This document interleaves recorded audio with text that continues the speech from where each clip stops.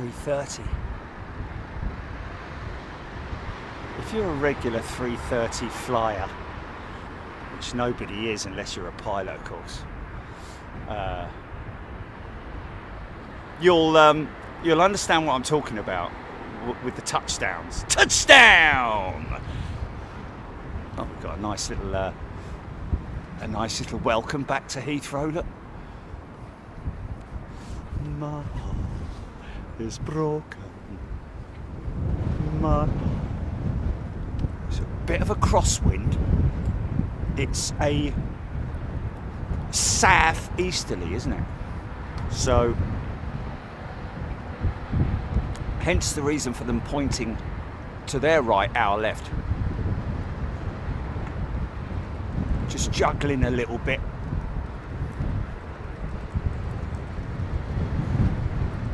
Now swing it. Yeah! Oh yeah! Nice! Oi! What's all that about? There we go.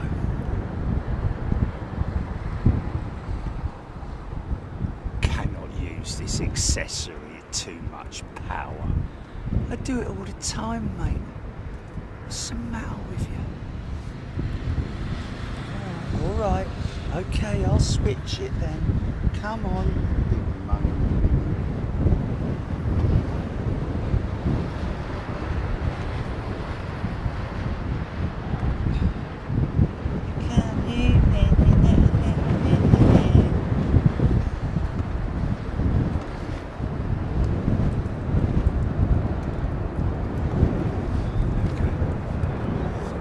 Same thing. Alright, okay, here we go.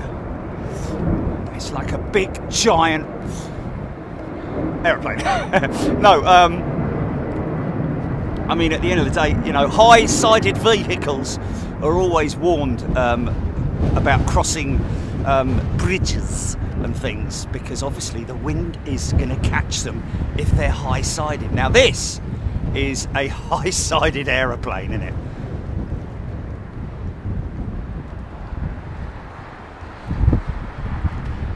Oh, straightened it up early there.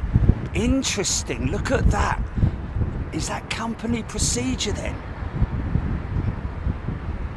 Yeah, landing it straight there, wow. Look at those skills, mate.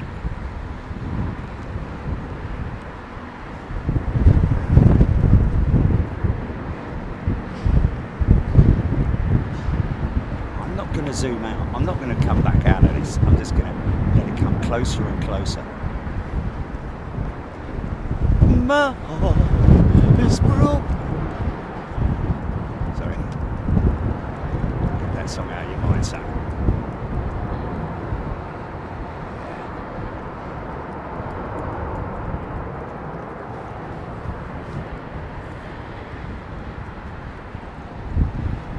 Nice. Proper autumnal day. Definitely this breeze, this stiff breeze. I'm showing about an 8-knot crosswind at the moment. How do I know that? How does he know that? Because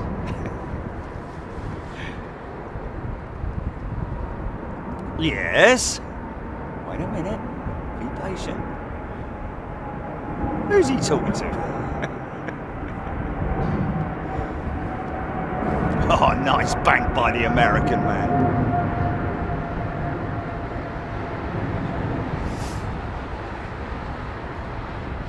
Yeah, but nobody knows. Lots of people don't know, do they?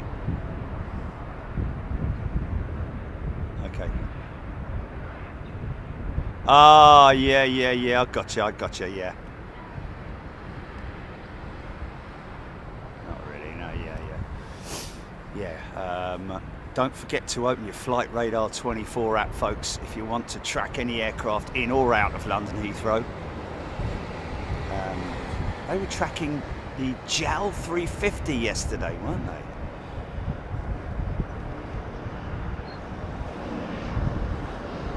Maximum crosswinds. Well, yeah, yesterday, wasn't it? They were tracking it. I think it was being delivered, maybe? Yeah. Yes, that's right. Yeah, yeah.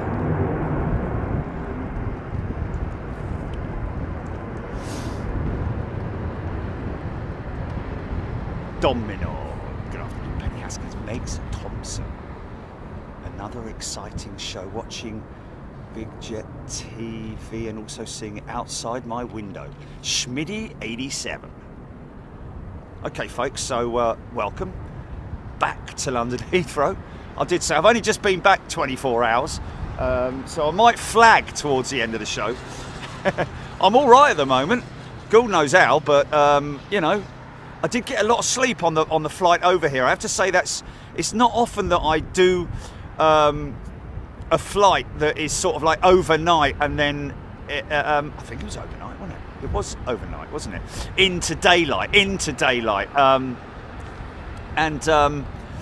As a result of that, got a lot of sleep because I woke up. I kind of went to sleep after I'd had a bit of my meal, which I'll be honest with you wasn't very nice. I wasn't very impressed by it. One mouthful and that was it. I was done. Undercooked chicken, didn't like it at all. But I'm fussy. Other people might be like, "What are you moaning about, you flipping idiot?" It's perfectly all right. But anyway, I'm not. Yeah. Anyway, so it just tasted all rubbery and bouncy and like nah. So I ate the mashed potato and that was it. I was done. Oh, and the stodgy pudding, which was quite nice, you know. Anyway, off I went to sleep. And then I woke up and the oh my goodness me, I mean bless him, the fella who was doing the announcements. I don't know. Hello everybody and welcome to the morning. It's currently, get to the end of the sentence, will you, mate? Okay, anyway, we've got 1.5 hours left to go before we arrive at Heathrow. I'm like, yes, I must have slept for about 6 hours at least. Watched a bit of Dragon's Den, and then went off to sleep. I like your idea, but it's something I don't want to invest in, so I'm out. Anyway, I wonder how many people would have said that to Richard Branson in the initial stages of Virgin Atlantic, because he must have had a lot of people, a lot of naysayers, saying no, not in a million years, mate. You know, I mean, the thing is that, you know, he didn't go mad, did he? He just started with one aeroplane, a bit like what old mate is doing with Global. You know, whether that's ever going to happen, we don't know, but whatever. So yeah, made it back all right. The flight from Anchorage to Seattle. I felt sad when I left Anchorage. I've got to be honest with you this time. I did feel sort of like, you know, when you go on holiday and you're like, oh, it's the last day, I kind of miss it, you know, like what am I going to do tomorrow, you know? Well, I'll go out filming planes. But yeah, what a great couple of days and a little bit of a third day in Anchorage, and my goodness me, that last day, eh? What about them switching the runway operations? We were so fortunate. We got everything. Absolutely everything. MD-11s, DC-6, DC-3, although it was a turboprop conversion. You can forgive it for that. Just tons and tons of 747s. DC-9s or MD-82s, whatever you want to call them. All that kind of stuff. A moose encounter. An unbelievable this time. Unbelievable. Oh yeah, we got a great display by the snow clearing teams, which is just amazing because you rarely get to see that other than when they're actually doing it, you know, in the snow. But they were just obviously maybe a little bit rusty, and this was their sort of like initial warm-up, I'm guessing, because it's not going to be very long before the snows hit. In fact, we're expecting it in the next within the next 30 days, they reckon, isn't it? And also on the second day, at the end of the second day, when I looked up at the mountains, the clouds that were dropping what would normally you'd see as being water, because it would be quite grey, wouldn't it? Those sheets of rain, it was sheets of snow I could quite clearly see. So there may have been some snow up on the mountains before we even left, but yeah, fantastic couple of days there. Two and a bit days. Very fortunate. Great to have all our members watching, and of course don't forget that premium members, you can jump on that next week on Wednesday next week. It's only a few days to go. You will be able to watch those Anchorage shows, and trust me, it's a bit like Chicago was just non-stop. This was totally non-stop day one for sure. But we were very fortunate that the thank you, Chris. He's a new member. Welcome, Chris. Oh, hold on a minute. Let me just do some blah blahs. Gary has gifted 5 channel memberships. Thanks, mate. Archie Sibley is a brand new member, and we've got Phil Sky gifting 5 memberships. Thank you, Gary, and Phil. Very kind of you. What wonderful people you are. But yeah, of course.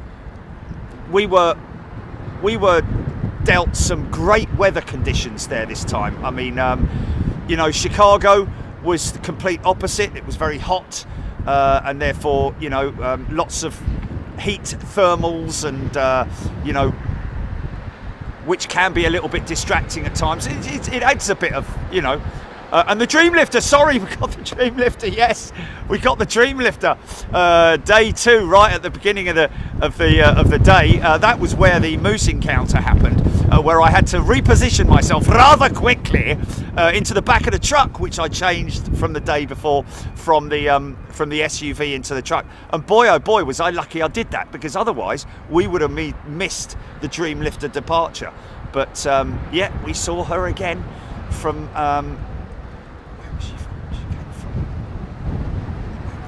Nagoya, that was it, where they manufacture, I believe, the is it the front section or the mid section, or one of the sections of the Dreamliner. So she was carrying Dreamliner segments, a Dreamliner fuselage segments, which was pretty cool. Paul Trapeel missed Anchorage, is now gonna watch them back. Just fantastic. Just, I feel so sort of like honoured to be able to do that with you guys. You know, some channels just take your money and then that's it. You know, you don't really get much in return. You might get a photograph or something like that. But with us, we really do sort of like, you know, give back for your loyalty, and we thank you so much. And it's just a wonderful thing to be able to do.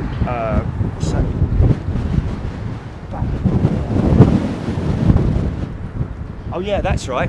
How do I know about my look what I got from Amazon.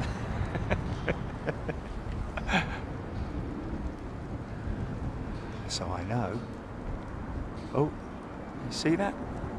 You see it moving? Sort of like, you know. Ooh, look at you. 7, 8, 5, 6, 8, 7. 15 degrees centigrade, and the batch is on full.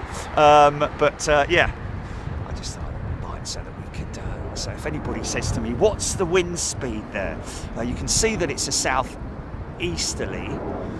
Quite getting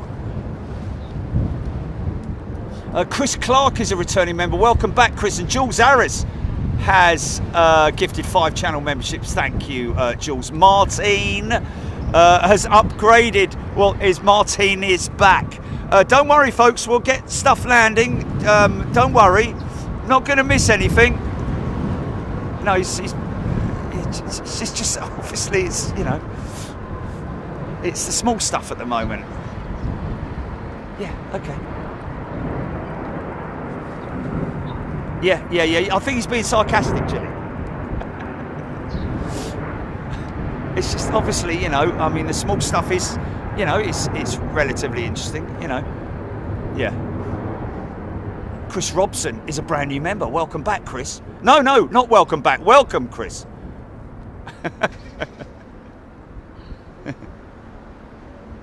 Yeah. You know, I've been doing it for 8 years. I kind of know what I'm doing. I'm trying to fill everything, make sure that everybody gets a piece of the action. You know.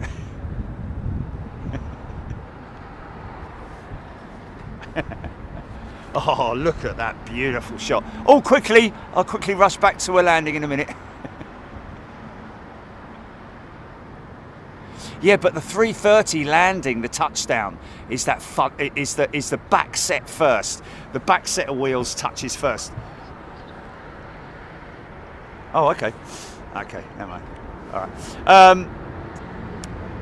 Yeah, and then the front set touch. So when the aircraft touches down, normally you feel a, you know, and that's it. But then you feel that the front set coming down as well. So you get double bangs with the 330 touchdown.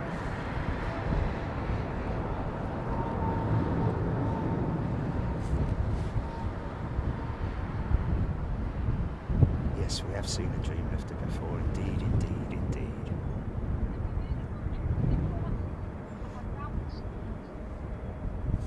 Kristen has gifted 5 channel memberships. Thank you, Kristen. That's very kind of you. Now we are looking, we did talk about the next trip to Anchorage, and we thought, well, you know, let's get it when there's snow, but also when it's busy. And when is it most busy? In the United States of America, at any sort of port, whether it be a seaport, land port, or airport, is Thanksgiving, in it, or the week before Thanksgiving. And so we're going to go back there, folks. We're actually going to book that flight tomorrow, because if we don't do it soon, we probably won't get a flight, or we'll miss, or it'll be super expensive. Paul Maskell, thanks, mates, gifted 5 channel memberships. Very kind of you. So that's going to be the last Thursday in November. No? Oh, sorry. No, sorry. Yes. We're going the week before Thanksgiving. So, so the second week in November. 777 Lover 747 turning on to finals. Thank you, mate. Have we got both 747s? Can you give me feedback from your radar? Robert D already looking forward to it. 220. We hear that Lot brought their new Embraer, their new E2 into Heathrow yesterday.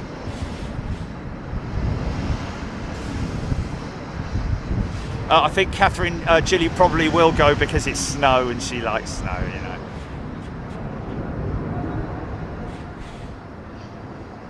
Ellen saying, due to the potential port strike, many companies have ordered in their Christmas merchandise early this year, so may not be really busy in mid-November for cargo in Anchorage. Okay. Well, okay. Well, hey, look. Even if that is the case, it'll still be busy because there's still a hell of a lot of traffic. Look at that. Rain. That's rain, that is. Wait a minute. What have we got on sorry about that. Oh yeah, look at this. My heart is broken. Sorry.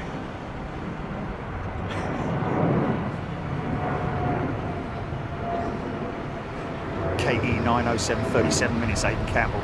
Is that the the Korean 747 inbound as well? This is the freighter that we're seeing here. Wade Perry. Do you think you will be doing a live show one day for people out in the East, Australia, etc.? Wade, you've been here for 5 years, mate. We've done Sydney. no more than 6 months ago. Well, of course we're going to be going back, no doubt about it. But I don't know if you're talking about again or anyway. Yeah, we got Perth booked for March, Wade. Okay. Yeah, he probably is. Yeah. Wade, we've done. Well, did Wade miss Sydney then? Surely not. Digital David.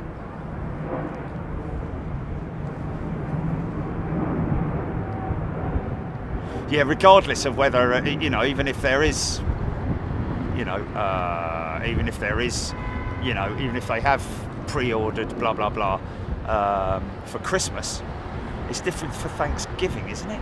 What happens at Thanksgiving? Are there presents and all that kind of thing? Is it like a double Christmas? Oh, it's Black Friday. Oh, bloomin' heck, right. Okay. Yeah. Okay. Well, then they will have, yeah, okay. Well, some will have ordered, some may not, I don't know, but easy. Yeah, the wind has dropped a little bit, so nice.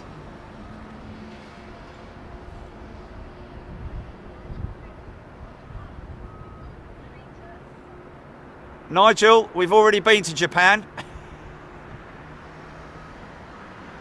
Can I urge all members, whether you've been here 5 minutes or 5 years, please take a look back in our... Mind you, you can't search it. That's the trouble with YouTube, I've got to be honest with you. You can't search Anchorage, Australia, you know. Oh, we've got playlists, haven't we? We've got playlists. Yeah. Yeah, so first class members and premium members, we have a playlist for you guys. Premium members and first and super class members, you have your own individual independent playlists, which you can scroll through. Well, Anchorage just looks, anything looks better without a serious heat shimmer, doesn't it? Mind you, that one tweet that we put out yesterday, yeah.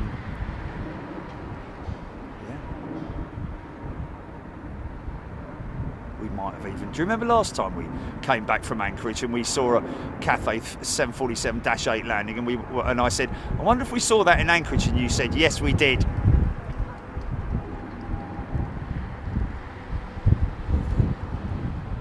Relaxing her wings now.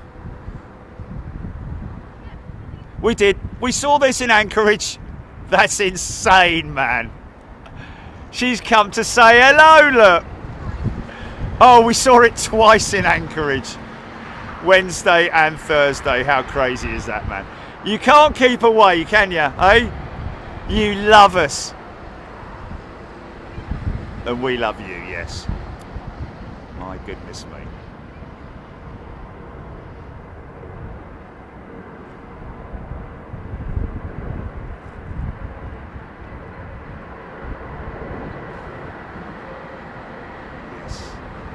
Yes, yes, yes, yes. Yes, yes, yes. Two things implemented by YouTube. One of them, the playlists, members playlists by Jilly, recommended to YouTube and then implemented by YouTube. And the other one was from me, which was what? The membership tab. Yes, yes, yes, see? We both have had a... that's insane, man.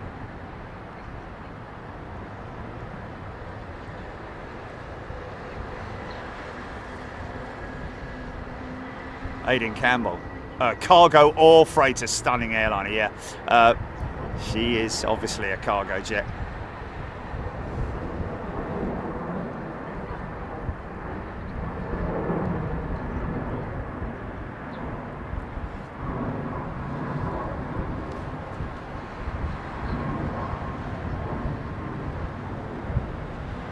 Yeah, we implemented the new membership numbers when we were in Anchorage, by the way, folks. Hope you like them.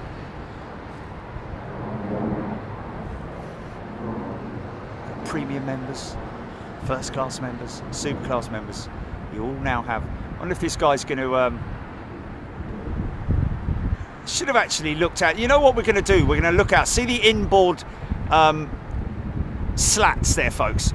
See the slat there at the front of the wing, which is pointing outwards, which is just to increase the surface the surface of the wing by a very small margin, it has to be said. However, the efficiency is huge.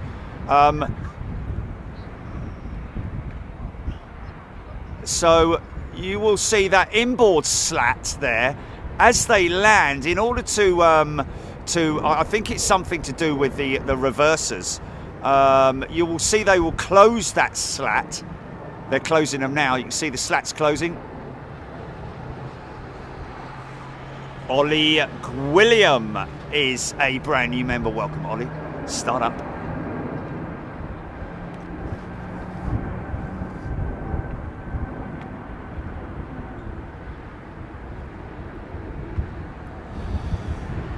Excuse me. Jules Harris, 6 months, 20 days until the 3-year badge, she thinks.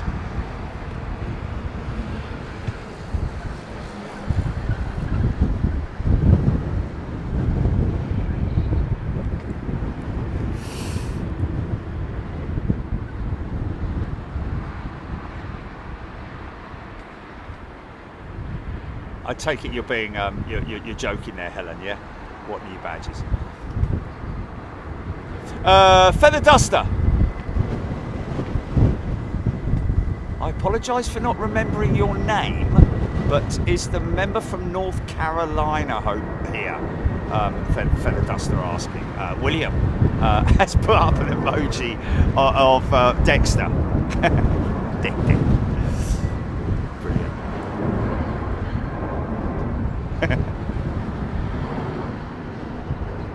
Deborah Speller. Oh, easy, son, easy. You would have felt that on board that aeroplane. Gene Graham. James Dayton has gifted 10 channel memberships. James, thank you so much. Around about the right time, innit? Because it's about... Yeah, that means that those being gifted now will get their their fix of US. That is if we do go to the United States for October's international show. Brandonius. Why does it say 737 on the undercarriage doors of the Air Canada? That is because it is part of the registration. Should be anyway. Oh no, it's not.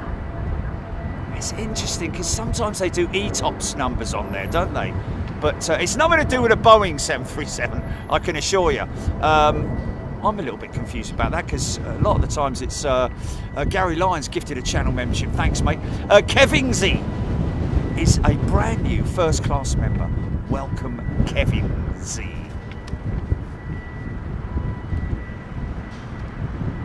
can hear doors being opened. I can hear. Oh, it's those doors there.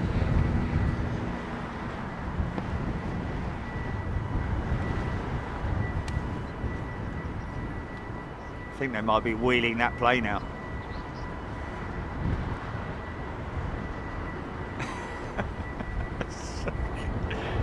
Well, look. I think they're brilliant, mate. I think they're brilliant. 99.999 reoccurring percent of people have said how much they like them. And you can't please everyone, it's simple as that.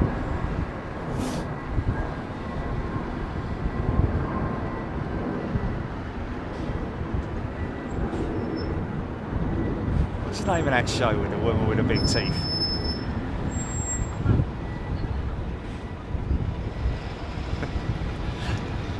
No. The funny one where they read out Esther Ranson. That's it. Yeah.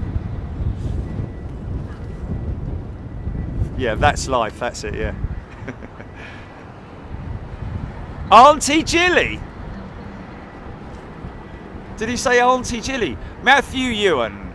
I flew back to Singapore Air and flew up to Kuala Lumpur, watching from the hotel. Thank you very much indeed.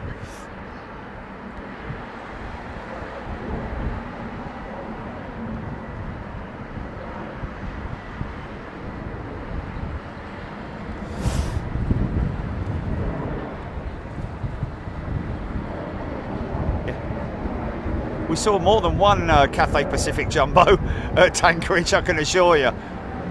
Yeah, we saw about 4 probably, I'd imagine. Andy, I think it's Andy, isn't it? Nicely done. Very smooth. The legend Freddie Laker has sussed it. Nice one.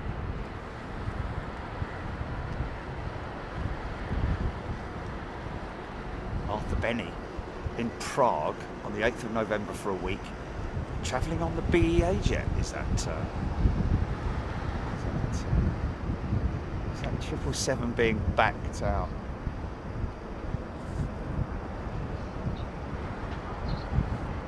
$7674. Don't mind me doing a departure, do you? You alright? Alright with that?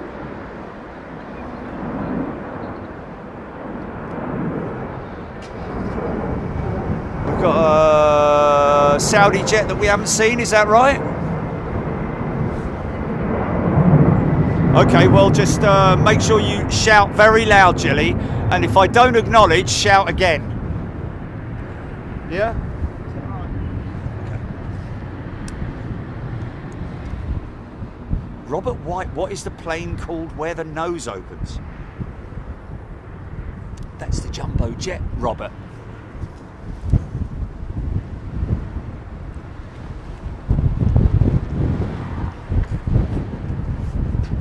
Tell you what, that cloud.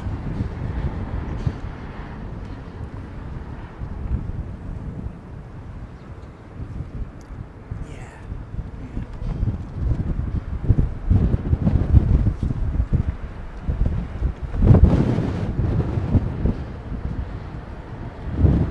Yep, that's right, early birdie. However, everything above 4 was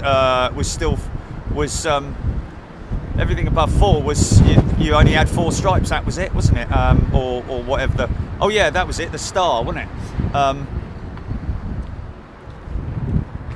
now, that's why we implemented the numbers, is because YouTube, whilst we were away, changed the, added a 5-year membership badge option. Beautiful cloud there, man. Coming out of that thing there, funneling out of it. Look at those beautiful sheets of oh,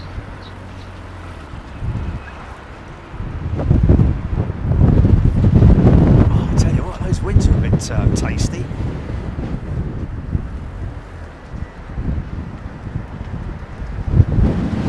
Oh, tell me this is already.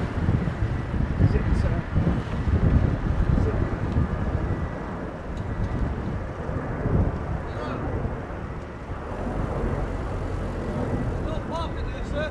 Mate, I've got a streetworks permit and a CAD running with the police.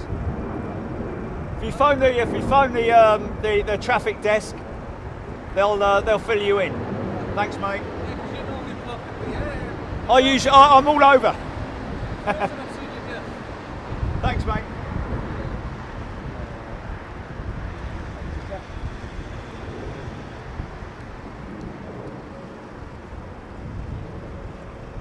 I'll have to check and see whether sorry, folks. Robert White, yeah. I mean, there has been the AN225 in the past had a nose opening, but she is unfortunately no longer with us.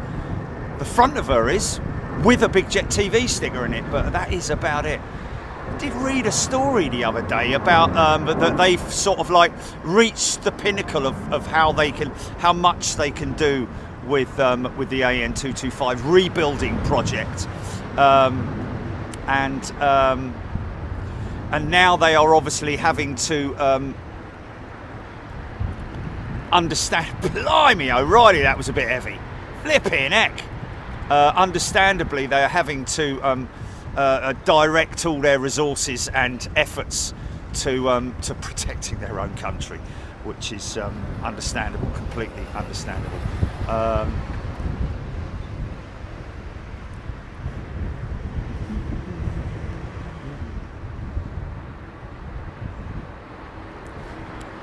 Breeze, it does work. It works very, very well. To be honest with you, that's the first time I've ever had a visit from the folks at APOC.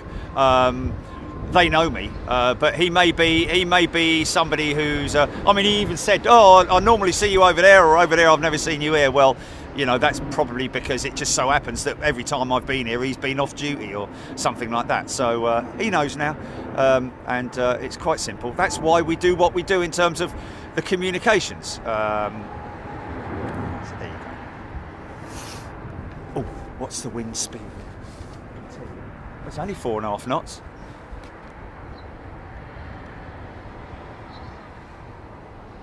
Yeah, every now and then you might get. I mean, you remember that time when I was down at the Western, and those two security guys came out and were like, you know, questioning my being there, and you know, obviously I let them know. Well, you know, we've got a street works permit in operation.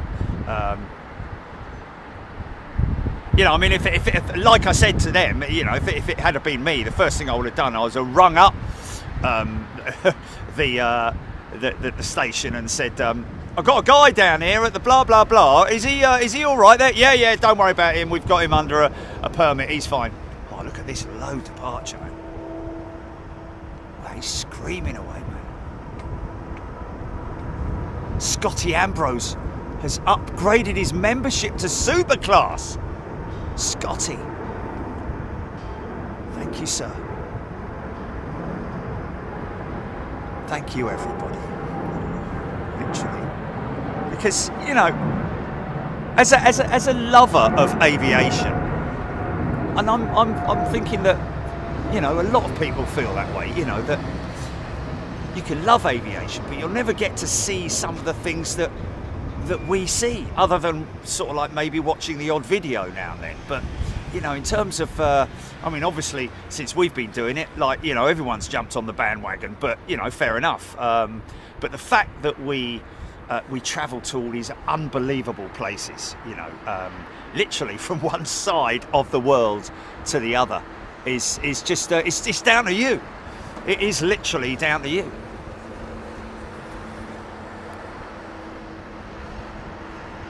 Rick Lee, not named, but wind warning and heavy rain. Is that for here? Okay, reaching 10 knots now. Sorry about that. Thanks, Scotty.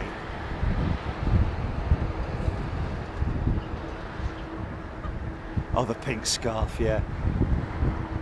It's proudly hung at home. I nearly created a little bed for Chachi with it, but I thought, you know what? I got to show a few people the pink scarf, man. Oh dear, oh lordy. Bit of having to make it a few adjustments on his speed there, this pilot.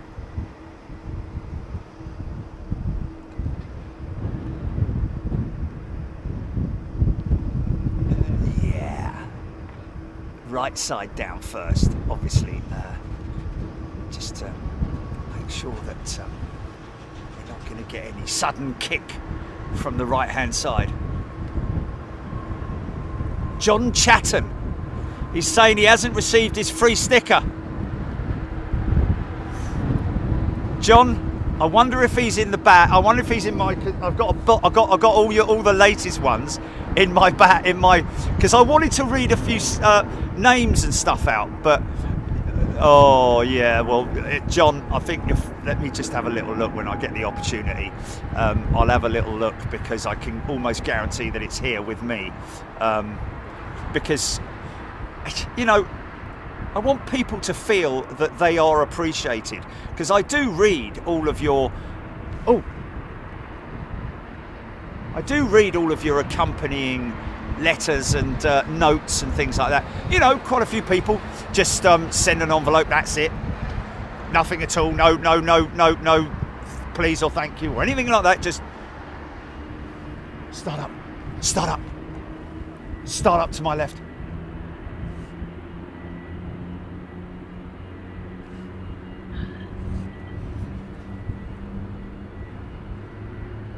Here we go again.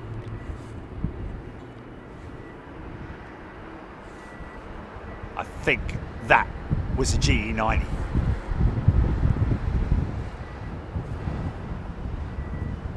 Martin P, I want a badge. Got a badge, mate. Nice. Yeah, I know. Ended up blimmin'. The amount of badges, spare badges we had was enough to flipping recycle and make the whole airport. Could have made a plane out of it. 48 tons of badges. Only joking.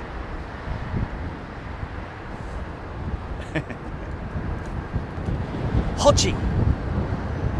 Oh, it's in his wife's name, is it?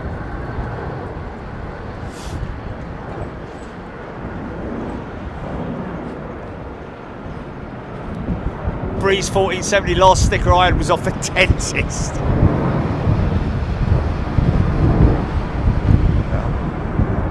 Right in, Breeze. Send an envelope. No, but some people just send an envelope, bang, that's it. Name, address, that's it. Self-addressed stamped envelope, which is great, no problem at all. That's what I ask you to do. What I don't ask you to do is write a little note or a little letter or anything like that. But people do. And I feel really humbled, man. I mean, I'm not joking here, man. Sometimes I'm nearly brought to tears by some of the amazing letters that I receive, or just even if it's scribbled on the back of something. You know, it just is always really, really humbling, man. Because there's nothing better in life, is there, than bringing happiness to people. Richard Hall has gifted a channel membership. Nice one, Richard. This looks like the E2 with KLM. KLM. I think is the correct pronunciation.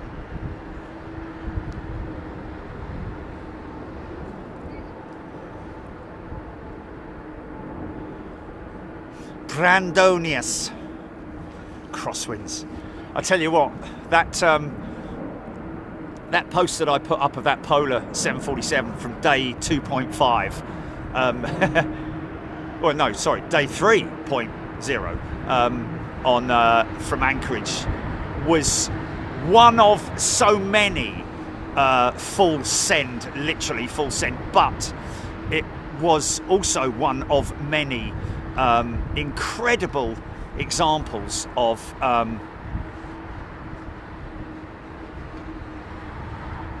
adiabatic conditions. Oh, just got to get this United trip.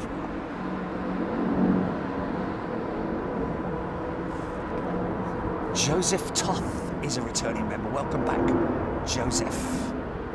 I think it's Joseph, isn't it?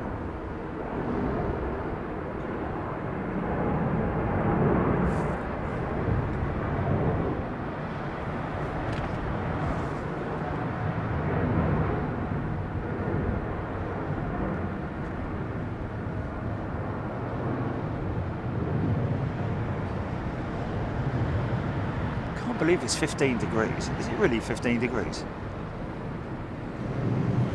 I think that's just a... Oh. Nice one, Joseph.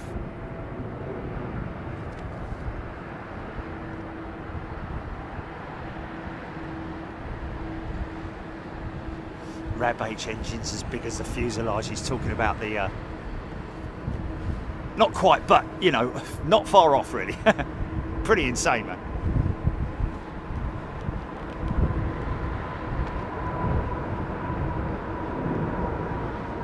Funky shot.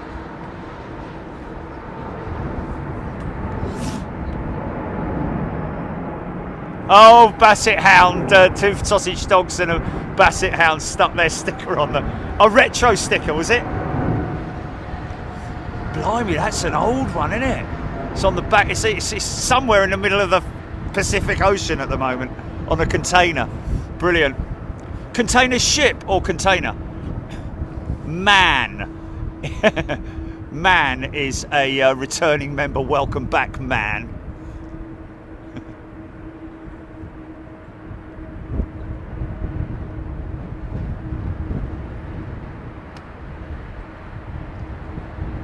We should do a special edition retro sticker, Jimmy.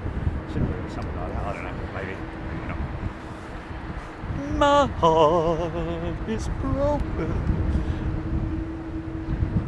Yeah. Oh, all right. No, flipping it, man. That's another.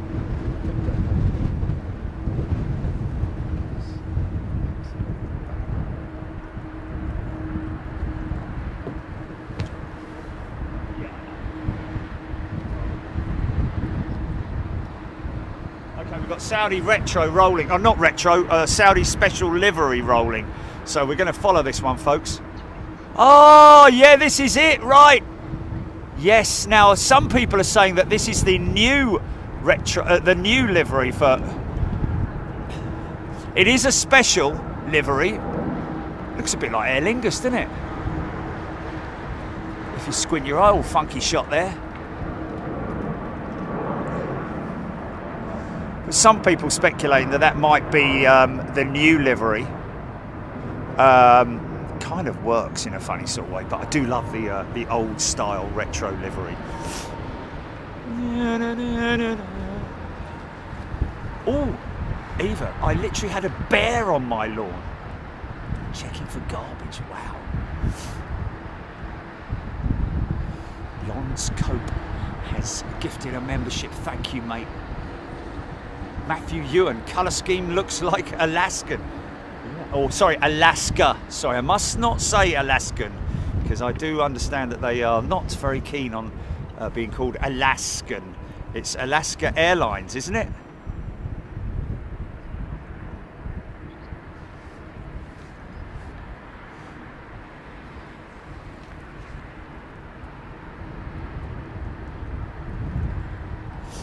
Brandon saying, used to fight those commuter jets back and forth from New York to DC, and I always thought that Embraer 175s were so small, the engines. Yeah, CF34 engines, aren't they?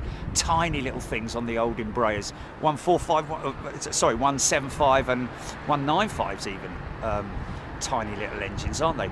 It's actually, I think it's the same engine on the E145 as well. Oh! Go on in, wind them up!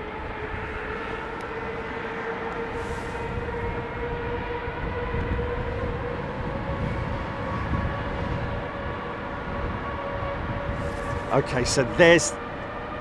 Oh!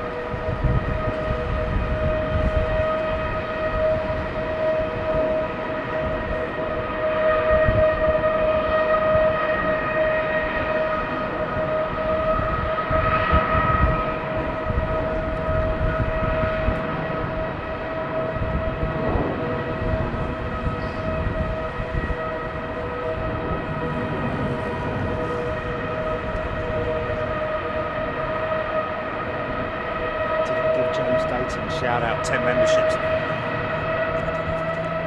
Go on in, son, wind it up. James Dayton, thank you. 10 channel memberships, you're very kind.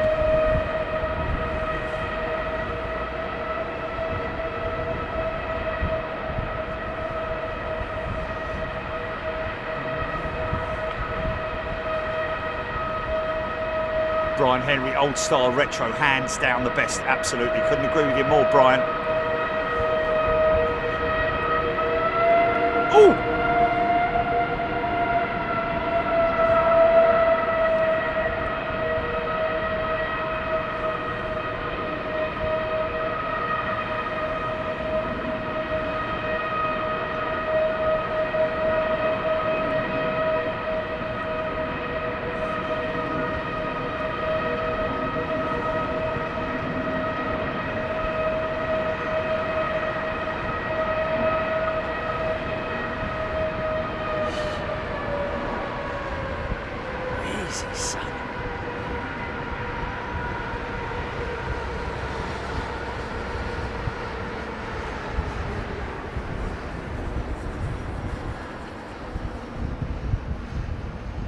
Nine-year-old Turkish jet in next, Michael K.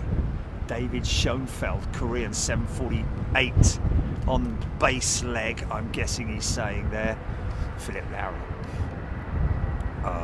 Should see the Korean soon. I'm looking long range, not seeing it just yet.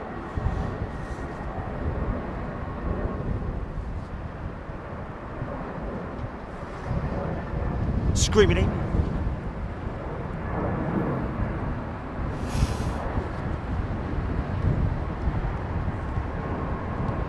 Barry Humphries giving the METAR readings, I think. Thank you, Barry. Beverly George. Lucy Bandirel. No, it's not my van. Brandon Airstar. Yeah, no, it's long range, man. It's 10 miles out. I'm not seeing it just yet.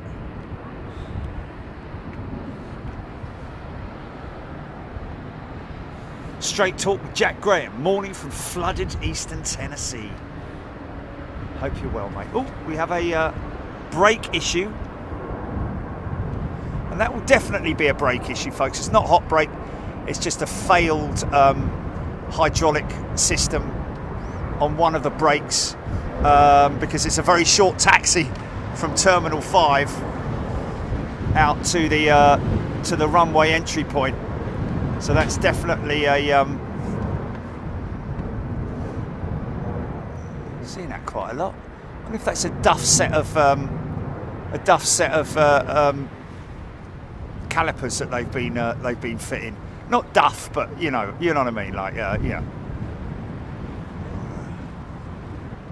I mean, obviously there's electrical switches involved in that as well, electrical systems involved, but the hydraulic pumps are probably electronically activated. But there you go, gear going up now. So didn't take very long for that wheel to stop turning. Highly unlikely that was a hot brake situation.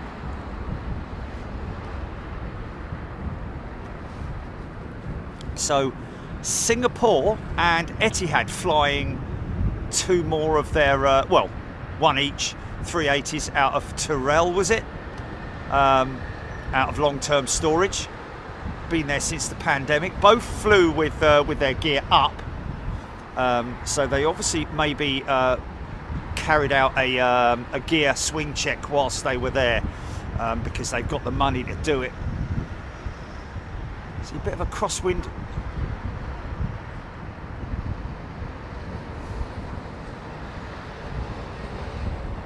Yes. It is a mute bun, yeah.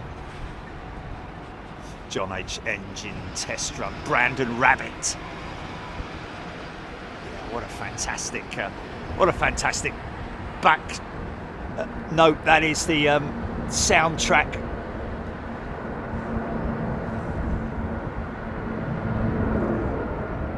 It's Korean 747-8 Intercontinental.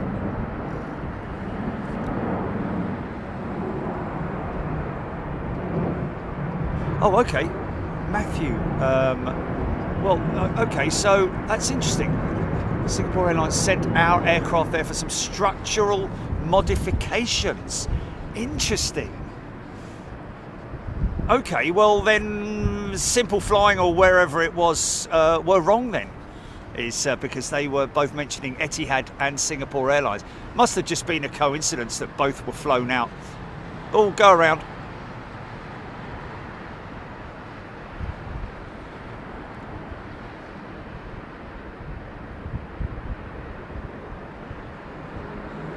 That's wind shear, that is. Or is it? No, it's not. Because he'd still have his gear down, wouldn't he? So report going back to the following aircraft.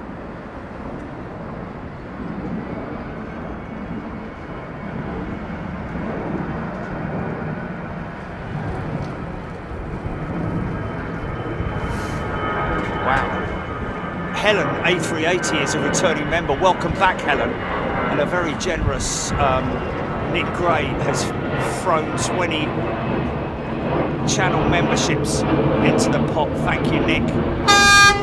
Pardon me. It's those sausages. Thanks, Nick. Thanks for all your help in Anchorage as well, mate. Your info.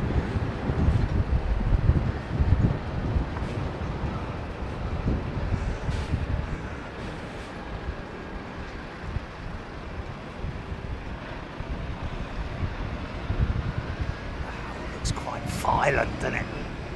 Lurching. Watch the inboard slats, you see. Oh, actually, both the slats have retracted. Look, see the outboard slat. Now watch them extend them again, which is quite interesting. Why they extend them after they've slowed the aircraft down? Watch the slats extend between the engines and the between the inboard and the outboard engine.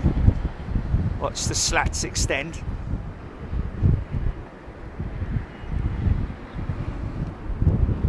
There you come.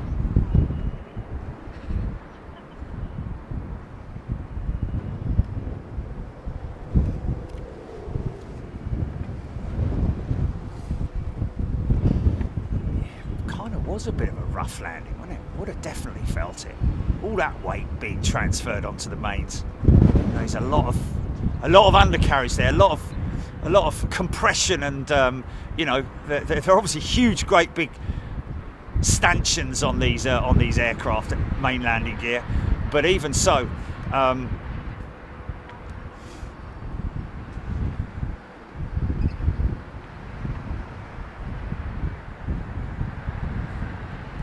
Fowler flaps, not slats. Okay. Yeah. Okay. Leading edge slats is what I know them as. Anyway, Lowlander has upgraded his membership to first class. I know. I've heard the Fowler slats name used before. Because there are. Okay, so the inboard ones, Fowler slats there.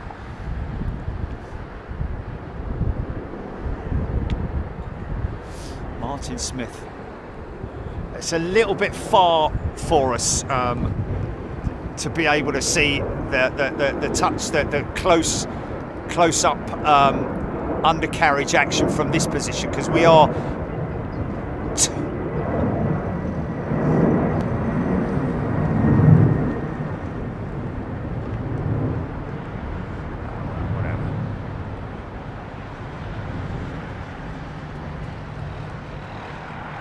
Yeah, but the Boeing ones, they fold forward, don't they? Flaps and slats, that's what pilots call it. You know, it's like that's one of the procedures, isn't it? Flaps and slats. You extend, make sure that both are. That's one of the things that they check. Flaps and slats. You know. Anyway, because the 747 leading edge slats or Fowler flaps or whatever.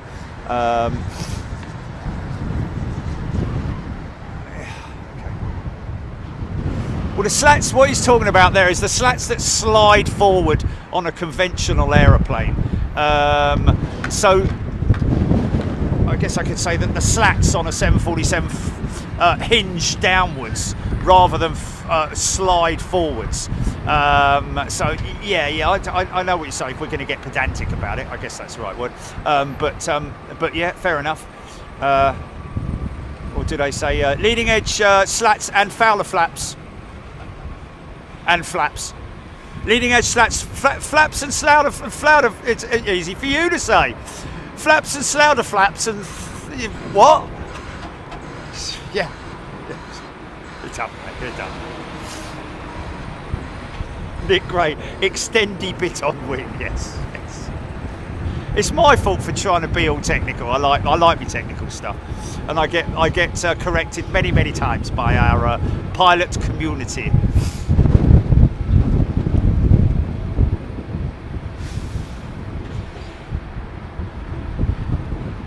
Brilliant.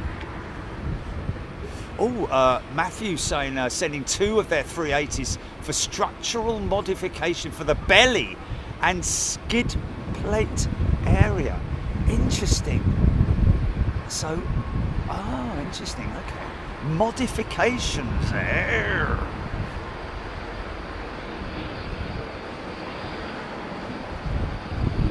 Oh, now someone's got his APR running, and he's just been pushed back from that, and he's being pushed in that direction, which makes me think he's going for an engine test. Oh, look, his engine covers are, his cowl covers are up. He's angry.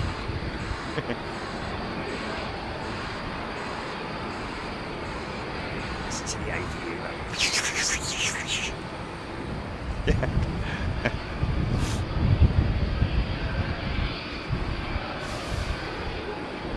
I like it when I get corrected by an official pilot, though. I do like it. See? Yeah, sorry, Martin, I can't get that close, mate. I can do when I'm at the Renaissance. I'm able to get real deep in on the landing gear, and I know that a lot of people like that, but from this distance we're talking about 2 miles away, and also there's a very slight dip in that runway, ever so slightly. Well, actually it's not so much, it's a flat into a slope, isn't it, more than anything else. I think that's literally, there is a gradient there, isn't there? Extend a bit on the beam.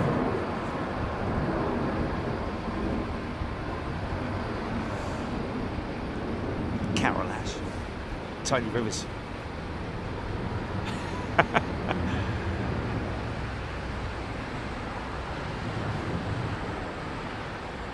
Screaming in, well corrected for the SAS jet. Thrill, DBD. I'm pretty sure as they're running, as they're towing, don't worry, not going to miss anything. As they're towing that aircraft, I think they might back her up. I wonder if that was the jet that we just heard firing up. Highly unlikely they would have done that in the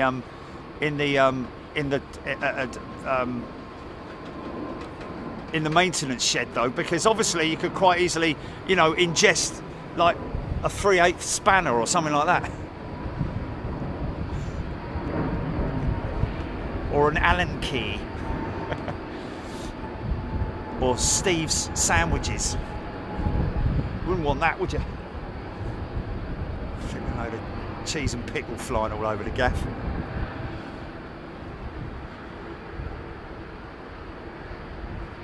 Paul Skilling. Roger, cool Roger. Is Paul Skilling saying cool? Roger came in from Tokyo not long ago, or is it Cool Roger? Is there someone called Cool Roger? Oh.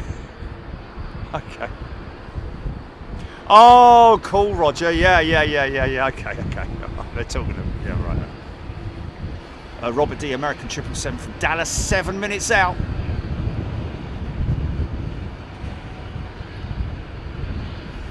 Tony Rivers. Oh, thank you, Tony. Thank you, Ev. Yeah, we're going to endeavour to go out there at some point this week and do a sort of like a shop and see what you can get for $4.99. We're actually going to do it, folks. I'm going to go into a supermarket. Oh, go around. Maybe. No. Long landing. Fair play. Yeah. Floatomatic. Pouring out a bit of reverse, though, because he was quite long there. Might miss his exit. Scrub that. Arthur Benny, I'm hoping that the wind is going to increase. I mean, it's decent enough, but what you got to appreciate, folks, and you know, the pilots will agree with me here, and so many pilots have mentioned and spoken about the last sort of like mile on the approach can sometimes be very challenging, because you're descending through so many different layers of winds. They're not the same all the way down, so that's why you have your conditions as they are. The wind shears and stuff like that. Like right about now, it might be about 200 feet. They get a sudden wind shear.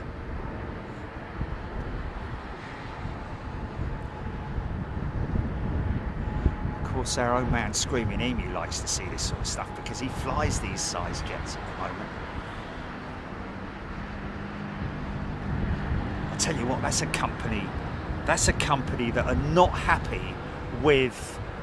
I don't know as the folks at JetBlue and other companies that are using the Pratt & Whitney engine, whether they would be unhappy with Airbus. They surely can't be, because at the end of the day, it was either the lease company or the airline that chose the engine.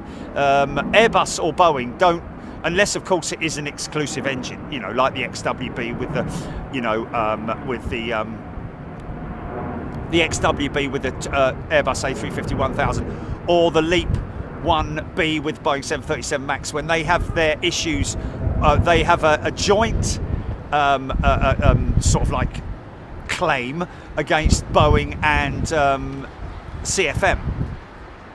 However, in this instance, the likes of JetBlue, because they chose the, the thing is that, would it be the lease company? Where did JetBlue get their jets from? Is it leased? Are they leased? I'd imagine they will be, because the lease company would have chosen those engines, or unless JetBlue sort of like confirmed the lease through them, but with that type of engine. Either way, Airbus cannot be blamed for it, can they, really?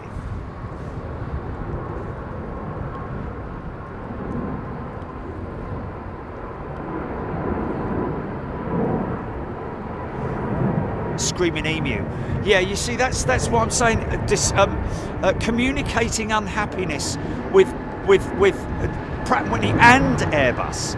How can Airbus be blamed when all they're doing is delivering an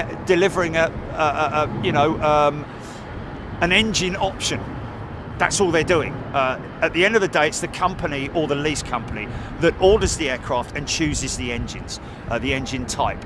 So once you've done that, it's a bit like, you know, I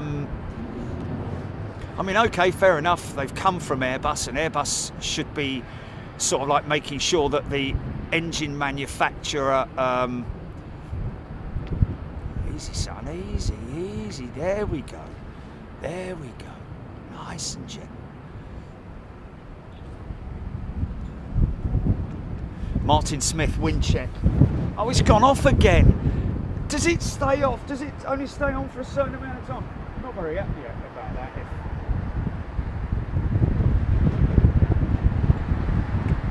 What's max? What does max mean?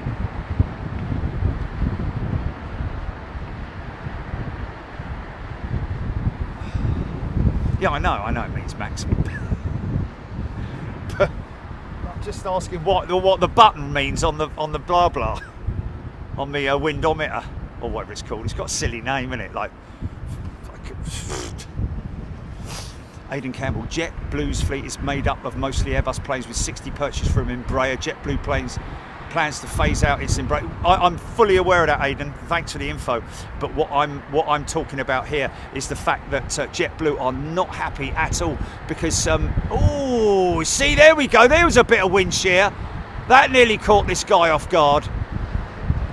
The thing is that those engines are taking upwards. Get this, man. The engine is off the aircraft for as much as a year. And the reason for that is because there's not enough MRO, maintenance, repair or overhaul companies out there to take on these overhauls of these Pratt & Whitney engines. So even though it would probably be something like maybe 3 months, it would normally be under normal circumstances, if things were running normally, about 3 months to have an operation, have a maintenance done, a serious maintenance done. That is, we're talking about like break the whole engine down, take it all apart, and then rebuild it. I'm not sure if all Pratt & Whitney engines, PW1100s, 1400s, 1300s, 1600s, etc.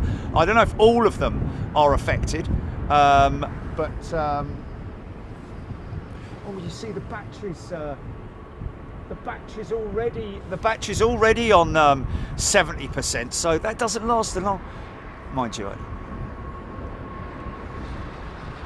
Oh, I need to send that back, mate, because I need one with a rechargeable capability, not with batteries.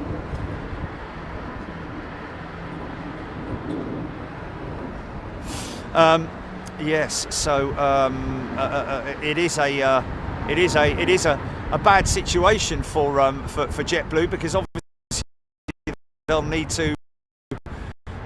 What was it? Who was the company that had all of? Oh, one of the European operators handed all. I think it might have been Turkish. You know, did they hand all of their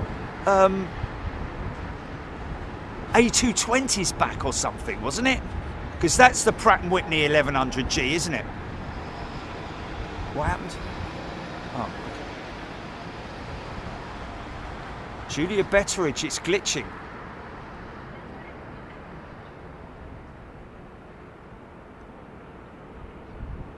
Okay. Okay. Oh, it went back to all right, mate. Oh no, it didn't. Oh no, it glitched. It's froze on the touchdown of that Dreamliner. Oh, okay.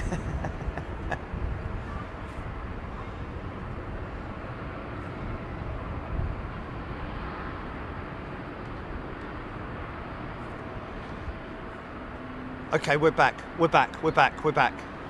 Yeah, it's fine.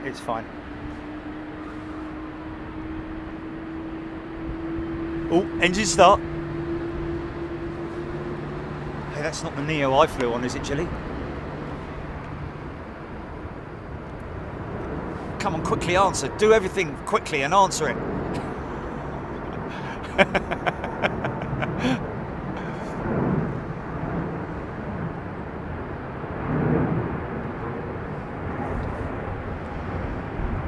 I'm only joking, man. It doesn't matter if it is or it isn't. Nick Gray, a third of Spirit's fleet out. Maybe the axing of the merger by the Department of Justice was a favourite in the long run. It's not the one I flew on. Okay, yeah, no, that's another one. Spirit. And the crazy thing is, folks, like I say, you know, these airlines having to wait for over a year for the engines to be reconditioned or refurbished or fixed, because it is compressor blades, I believe, that are the problem. Not so much the design of them or anything, but the actual manufacturing. Oh, that's a bit close, wasn't it? The actual manufacturing technique, the material, the powder that they used in the blade manufacturing has turned out to be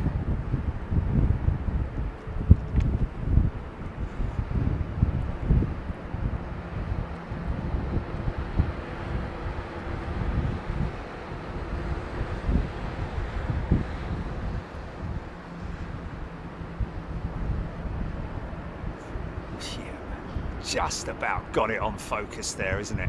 Just about. Phil Boardman, thank you. Wind 130 degrees, 14 knots. Okay, well, it's showing 12.8 at the moment, but it is variable, isn't it?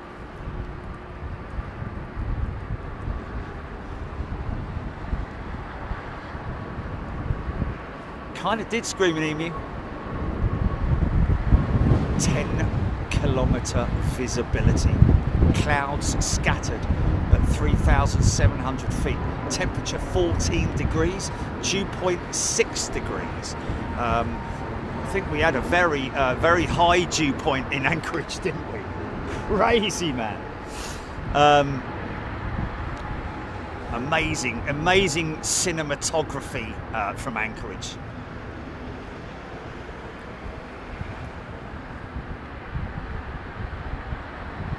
Les Donaldson, enjoy. Sounds lovely.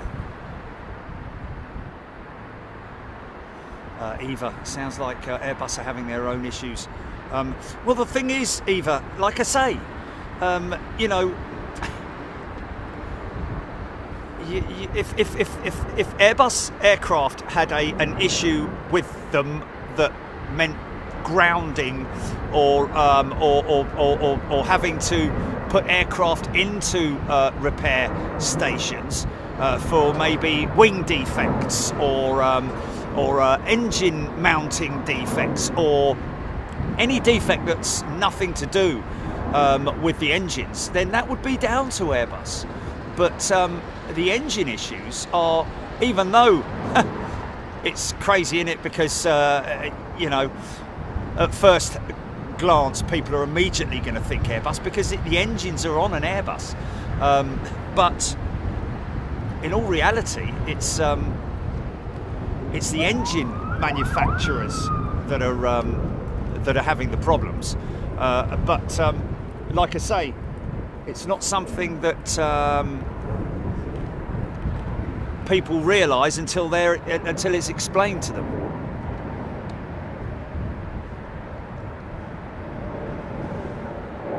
More training mission going on. It's a de-icing training. Either training or just, you know, maybe, I don't know. Unless that's the way they clean the wings, maybe, because you know, I don't think they actually clean the wings. But well, the flaps and say, yeah, they probably do clean the wings. Here's a Max.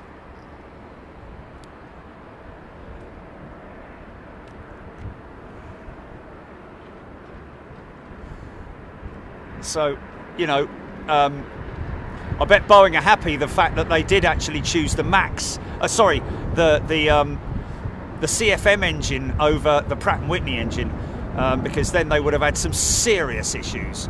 But yeah, it's at the end of the day. Look, if someone, a company goes to Airbus now and says, "Well, we're not going to order any 321neos from you because of the problems that you're having with the LEAP with the Pratt & Whitney," and they'll say, "Well, you're perfectly aware." Well, they would. That conversation wouldn't even happen anyway, because, you know, all Pratt & Whitney engined aircraft up to a certain date will obviously be, hello, this is new. Will obviously be have the you know, the refurbished or the modified engine blades in them. It's not like, you know, brand new ones. I think it's only up to a certain point. So it's not affecting all Neos. Or, well, I should say all Neos. It's not affecting all Pratt & Whitney engines.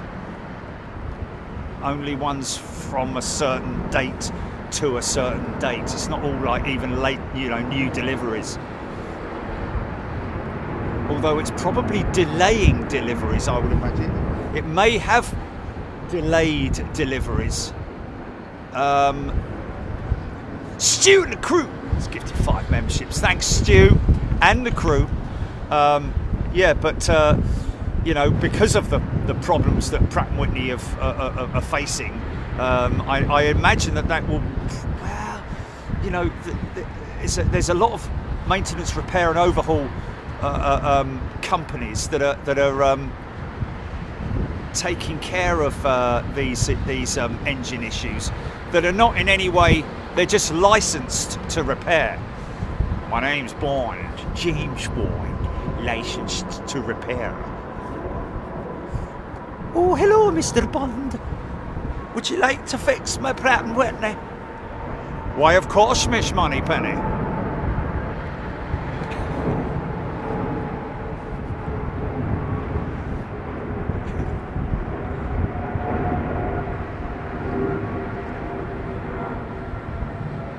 Easy, easy. See there, look, look, look. Late wind shear there, man.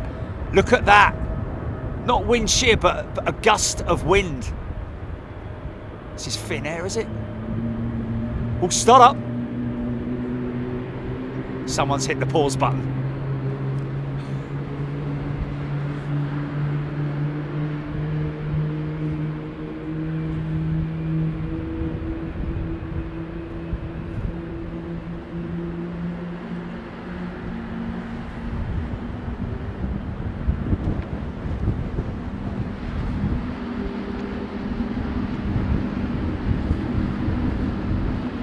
Donna's been watching since 11 a.m. Eastern.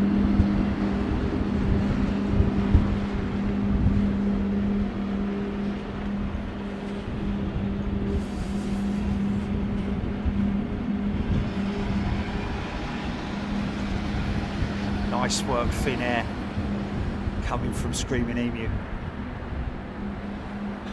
Yes.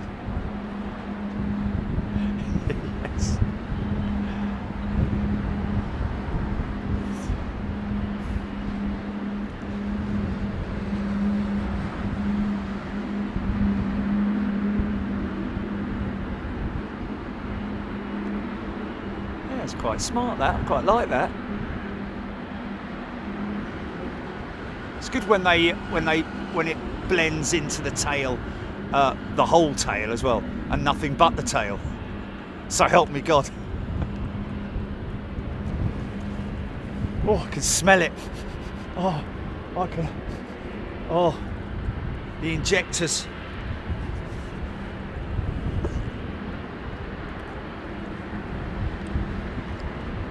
Oh, it's a theme park in Portland.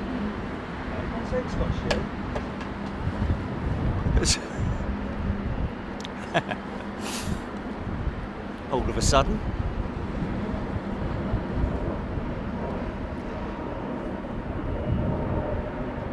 Engines are not forever.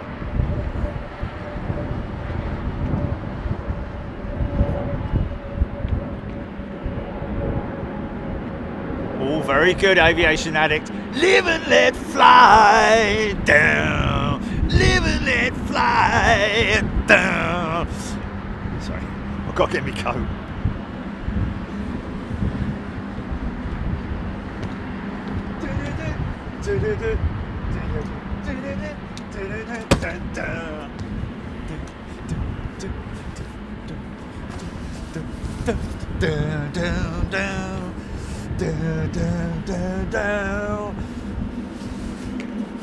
Don't need to sing the whole song, mate. Oh look, my coat's still got wet tissues in it from Anchorage. Oh, I got Anchorage rain on them, look. Got a bit of moo poo on me boots. Moose poo, sorry.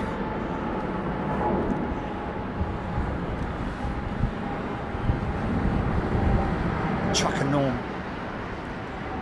Thank you very much indeed.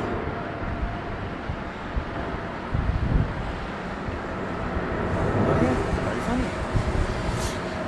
Waxer. Yes, they definitely do it better. This is the old banger. Oldest plane on the airfield when this touches down. Actually, somebody's there.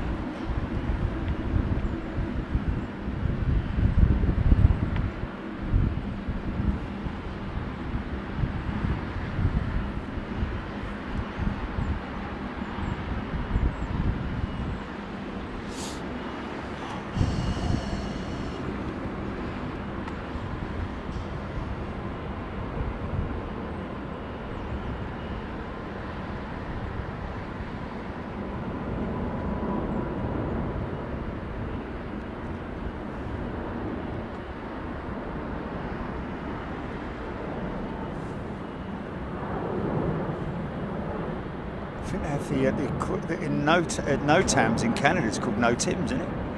Especially for me when I got no. I got in the back of me truck, me Tims are gone everywhere.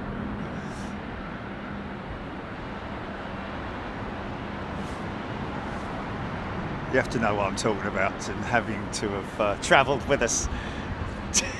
Yes, they were.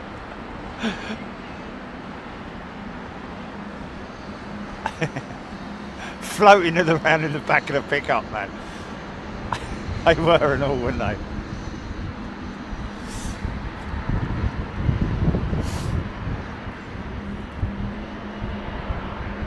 Yes, Screaming Emu. You got it, mate. Indeed, they were all over the gaff. Okay, here we go then.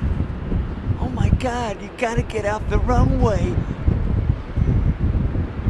We had a permanently frozen L100 at Anchorage as well, and you had to be there to know what I'm talking about there. Guy needs to get off the runway, otherwise, oh, there we go. Emirates are very strict. Oh, it's not Emirates anyway. It's BA, isn't it? Look at him making these adjustments. Look at the power in the engines, man. See the puffs of smoke as they increase the power to maintain the speed, because speed is obviously critical at this stage of the game, because altitude is not, easy for you to say, altitude is not your friend at this point of the stage of the game. Look at that, man. Isn't that fantastic, seeing that? Try and get a tight shot.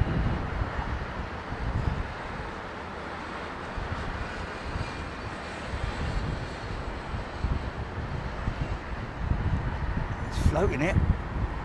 Nice, right over the pianos there. You see the markers there. You see the touchdown zone markers, and then the aiming point markers. Wow.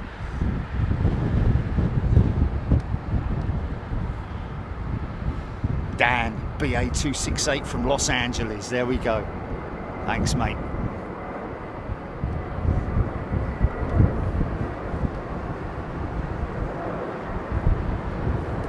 Trent 900s with their sooty combustors, yes.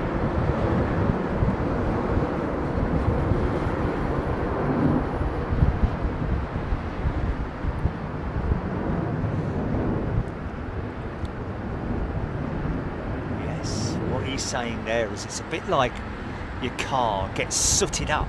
That's why you sometimes have to, you know, decoke your engine, as it's called in marine terminology. I don't know if there is such a thing in the combustor of these engines. I guess there is, because they definitely use a cleaning solution. I seem to remember when I was at General Electric down in Wales, they were dipping the combustor elements into a tank of cleaning solution. So that was pretty cool, man, to be able to see it and smell it and witness it.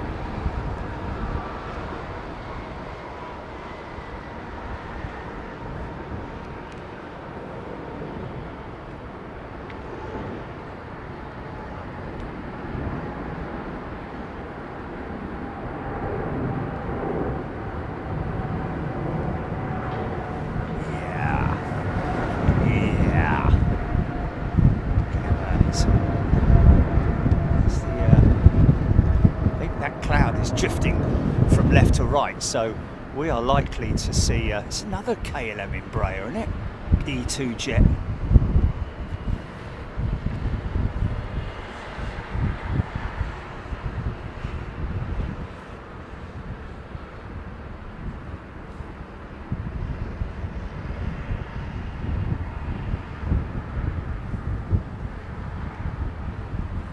Zoe B engine late stage.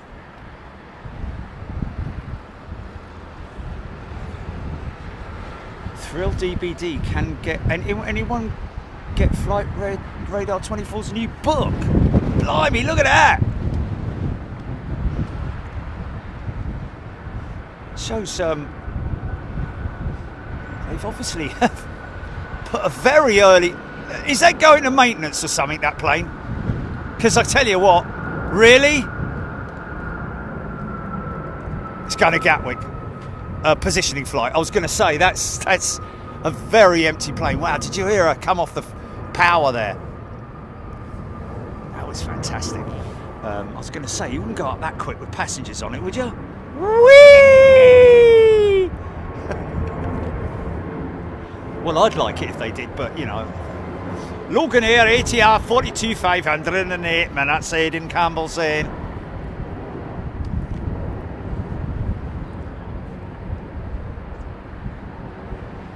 Thrill DBD. Yeah, straight up into space. Spaceship styley.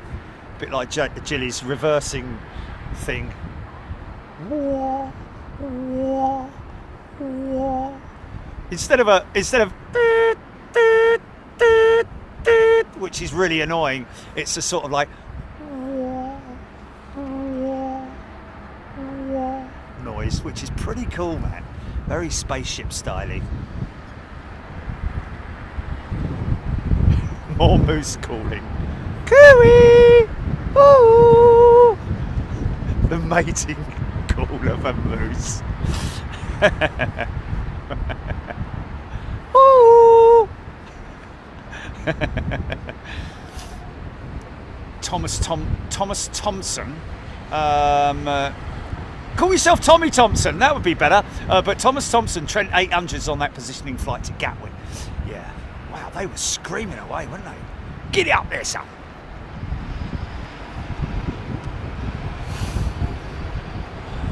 We've got Paul Skilling gifting a channel membership. Nice one, Paul. Oh, bit of a bounce there. And Chris Luby, or Lubby, thanks Chris, he's gifted a channel membership. Very kind of you, mate.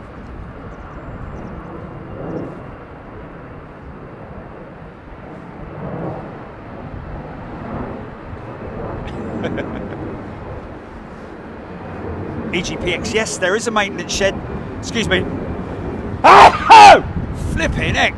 There is a maintenance shed down at Gatwick, so they do from time to time position aircraft down there. But I think they only maintain the 200s down there, but I think they do have the capability of maintaining. It's got another one coming. Hold on.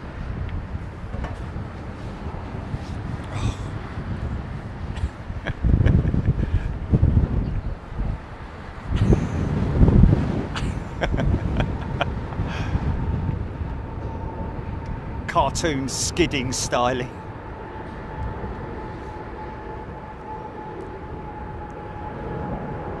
I take it that's not the Turkish 777 that we just caught landing.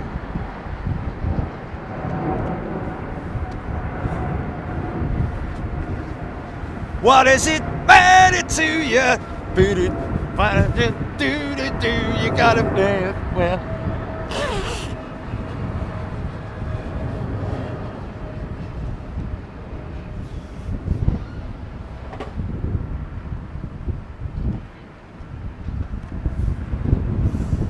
Sorry, Brian.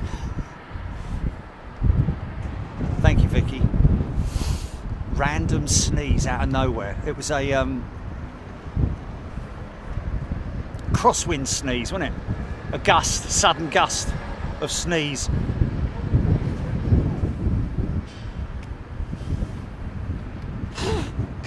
Wind straight when Jerry sneezed. I do like a good sneeze. I've got to be honest with you, I do like a good sneeze. I don't like to hold back on a thing. Yeah, battery's shut off again. Right, this thing's going back, mate. This thing's going back. Without the packaging. I don't know actually, have I got, I think I might be out of options for sending it back. I definitely haven't got the box, that's for sure.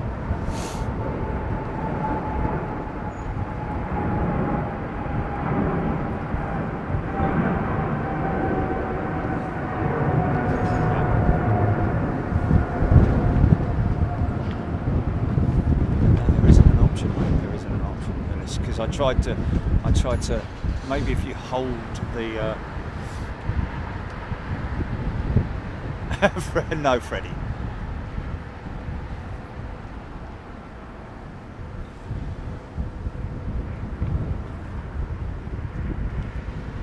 LA girl.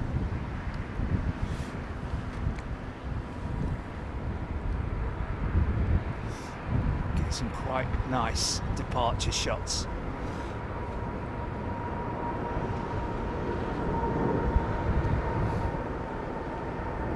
Nah, I don't even know that. Never even. I mean, I've heard of it before, but that's about it. Amazon's my number one. Well, that's what Amazon is. Well, to a degree. No, I know. Yeah, I know what you mean. Yeah.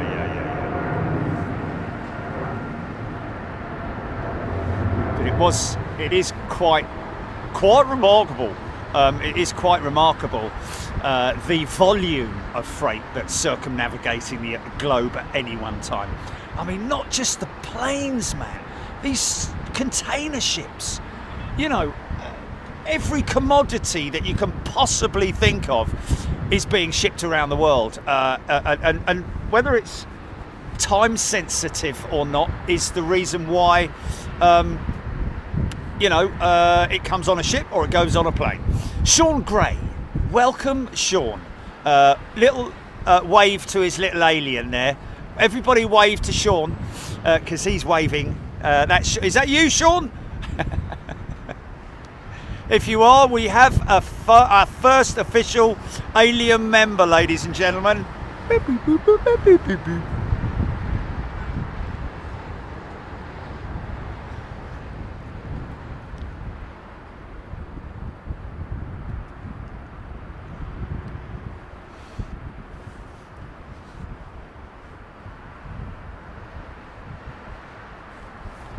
Ken O'Neill's got the marigold out.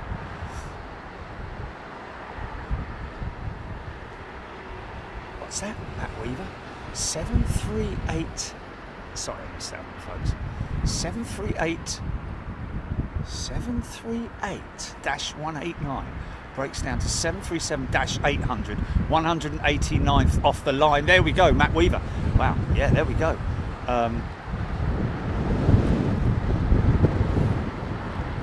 What's the best-selling aircraft ever up to a certain, up until not that many moons ago, really, with the A320.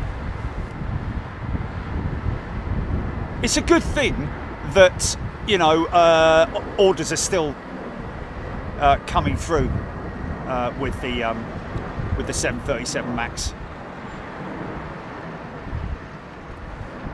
Because obviously that it just goes to show that you know, operators have faith, whether they're existing operators or new orders.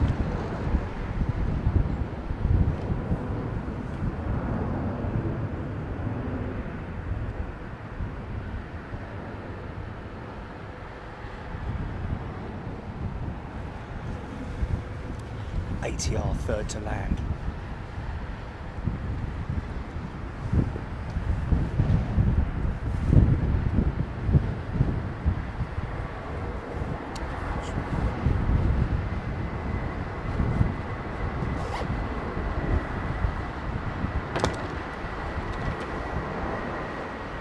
Third, or is it this one here? Oh.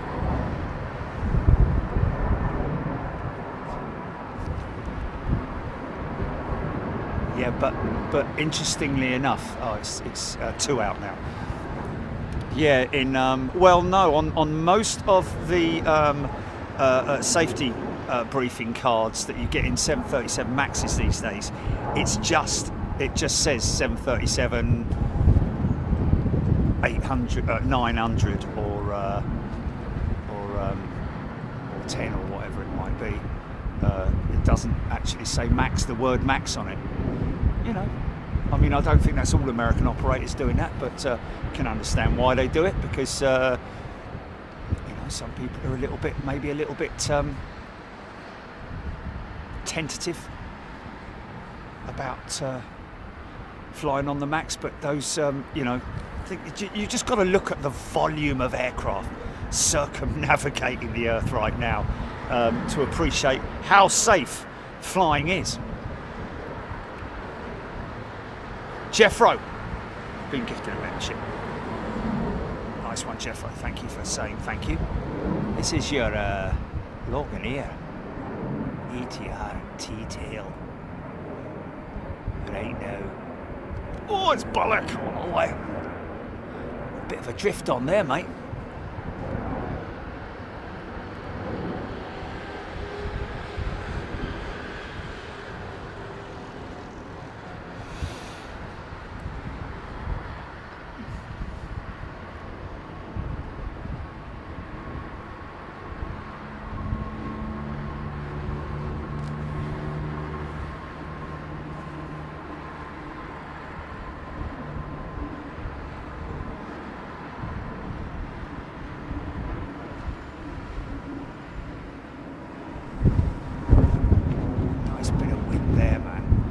Nose down attitude of these ATRs.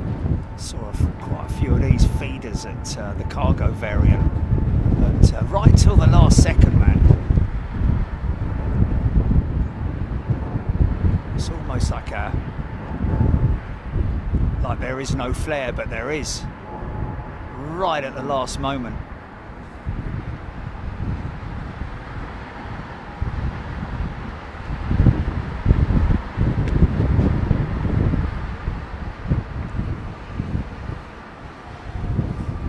Saying the BA shipped an old A320 last week to Wales to be scrapped.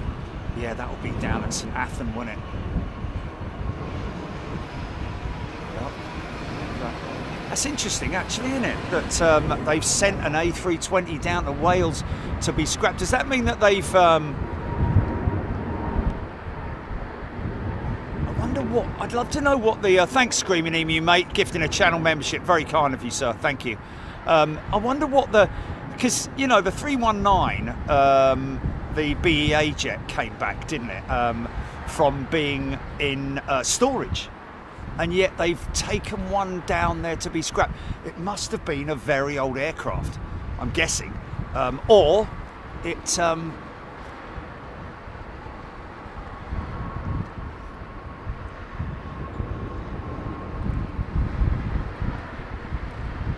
See, they'll save the engines probably on that aircraft.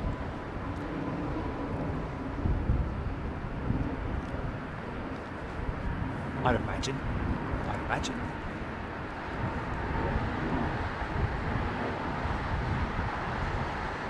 Gina Graham. These guys are the saviours of many islands all over. Oh, is this the little ATR is what you say? Yeah, the puddle hoppers or the island hoppers. Indeed, they are the saviours. STOL aircraft, and it's short takeoff and landing capability. But also, I think the ATR has the capability of arriving on, or landing on, or operating out of gravel strips as well. I don't know if they have any sort of like modifications made to them. Look at the soot coming out of these XWBs as well, man. Sooty combustors. Can't do an impression of Sooty because he doesn't say anything, does he?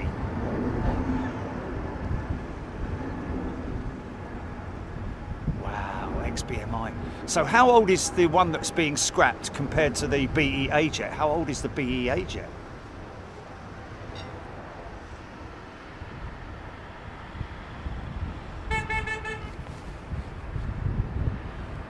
This is Qatar by the looks of it.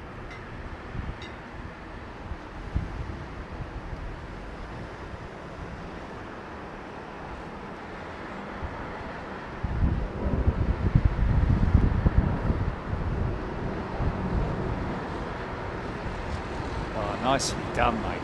Very nicely done.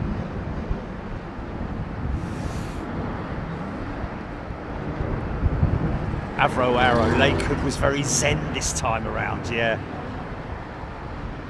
In between the jumbo bookends. Yes, it was very zen, wasn't it? Got a good few departures out of Lakewood though. That was really cool, man. EGPX landed at Dundee quite a few times. It was a doddle. Mind you, that was in a Cessna 150. The one that got scrapped was G-mids. So Roger Slater saying, yeah, that's the XBMI, innit? I bet my niece flew on that aircraft. She was a flight attendant with BMI flying out of Heathrow many moons ago.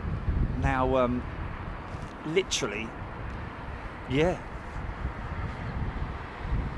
Oh, did she? She's been, her career history has been an amazingly successful one. She now runs health and safety and all that kind of stuff at Donata, believe it or not, at Dubai. Husband is another great successful story. Started flying with EasyJet. Is now a captain. Is in command of the Emirates A380. So it just goes to show, if you are if I was a senior first officer or only had 6 months or a year on an A320, I would definitely be putting my name down with the likes of Emirates, because wow, do they look after you over there, man. Incredible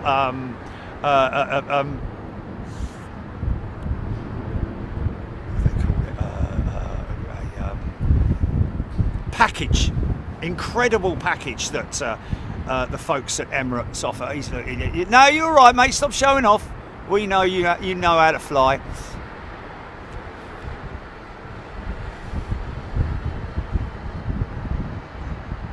Viscount Mitch, crazy watching an 81-year-old float plane doing a wheelie right towards Jerry on a takeoff on Lake Hood. Yes, it was pretty crazy, wasn't it?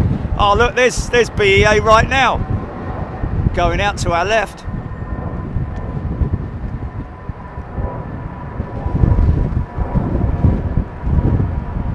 Safely down.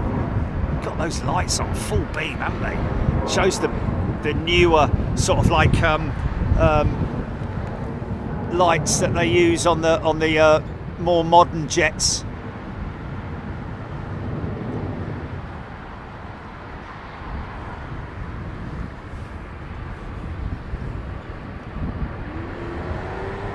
Strobes, high intensity strobes.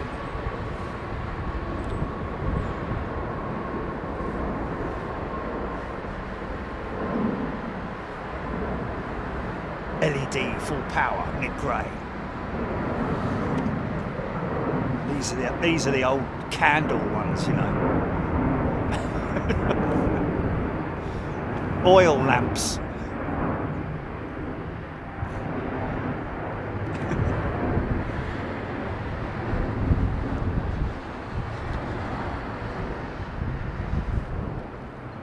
Yeah, we're gonna go back in around about the second week of November for the week before Thanksgiving, folks,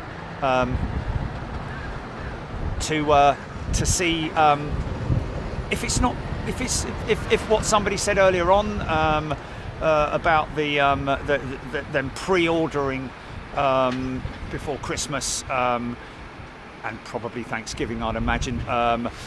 Because of the delays, perhaps, I don't know, and therefore it won't be as busy as it normally is. If that's the case, that's the case. We still get to see Anchorage, don't we? It's just non-stop, man. What a great place that is. And it'll be in the snow this time around as well.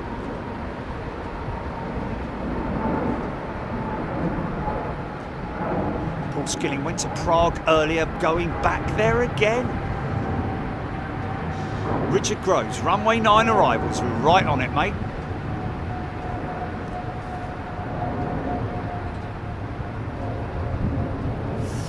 Sarid 63 Jerry has withdrawn 320 family from the ex-BCAL-200s. I think they never accepted the only 100 that BCAL had.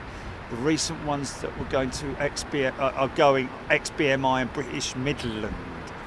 Avro Arrow has gifted 5 channel memberships. Thank you, Avro Arrow.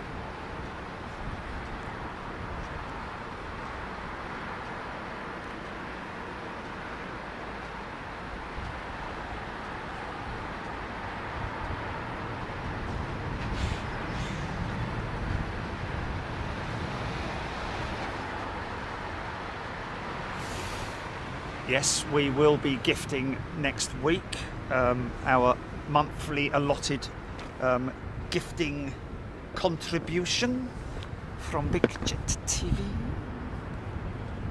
Always good, always good.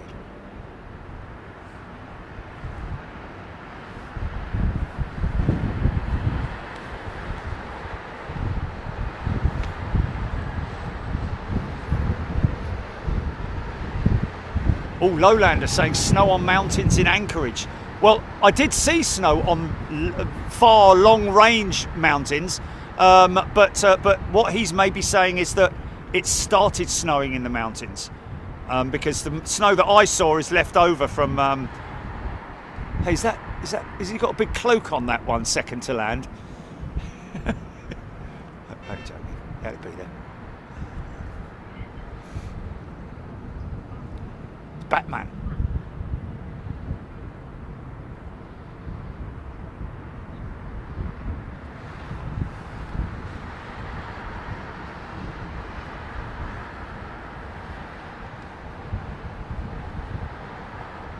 Yeah, Electric Mike. We're aware of that.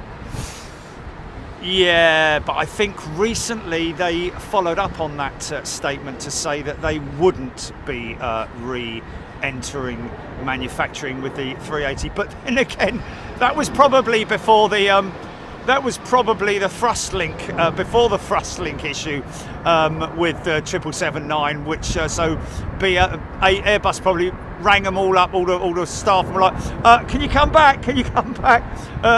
They might have another problem, but will slow the delays now, so we might get some orders. I mean, it's incredible, isn't it, that you're still getting, you're still getting A380 operators bringing their 380s back into service. Etihad certainly have flown a new one out. We did see that, the report that I saw, which was either Simple Flying or one of them. Hello, bit of rain. Yeah, bit of rain. Interesting. Okay. Yeah, the report I saw was that Singapore Airlines had brought one back into operation, but they didn't actually say the correct reason why that Singapore 380 flew out is because Singapore are having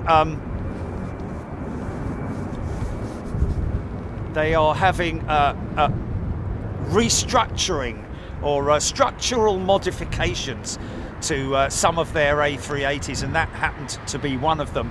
But the Etihad one, for sure, which has the London livery on it. Do you remember that? All those moons ago, before the old virus.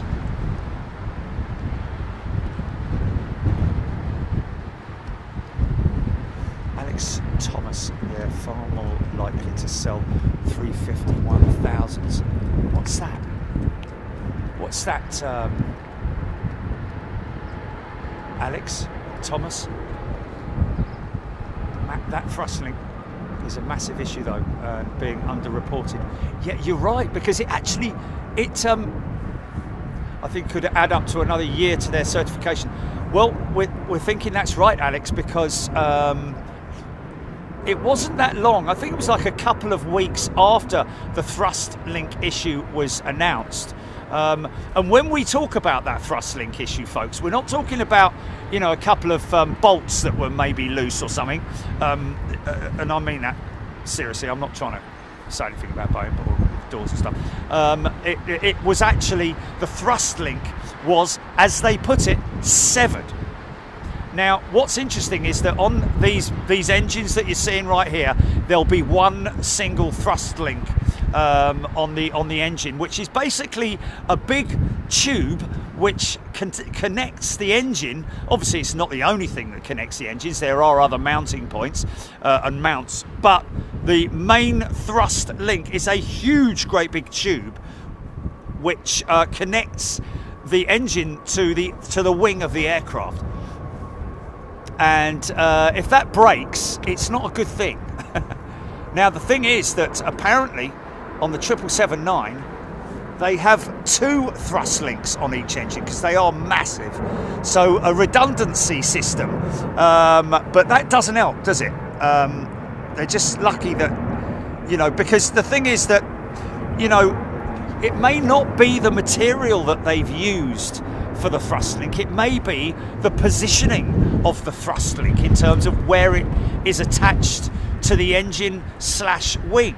So it might not actually be, it may have twisted it, you know, the aircraft, the engines are so powerful that they may have, because the thrust link is supposed to take the torque of the engine, basically. When it spools up, there's a tremendous amount of torque that's wound up, and those thrust links, as well as obviously being a stability piece, they also take a lot of torque and pressure from the engine. So therefore it may be, it's not a case of just creating them using a new material, because I would imagine Martin Gear has gifted 5 channel memberships. Thank you, Martin. I should imagine that the material that they've used for the thrust links is probably, and the manufacturing process for the thrust links is more or less the same as as any other engine, other than the fact that they've just increased some of the material or the thickness of the pipe or the titanium or whatever it might be. But I think it's titanium that the thrust links are manufactured in. But it may be because they're using 2 thrust links instead of the single one. The single one is just in always more or less the same position on the engine. If it's 2 of them, then it may be that the opposing forces that one thrust link is imposing on the imposing on the other one. Imposing, is that the right word? It may be that is what caused one of them to fail. And when I say fail, severed is not a good thing.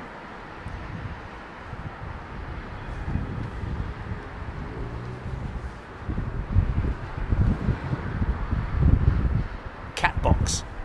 Test articles I put through. I mean, just like actually somebody mentioned the other day that it's not uncommon for a new aircraft, prototype as it is at this stage still, to have issues, to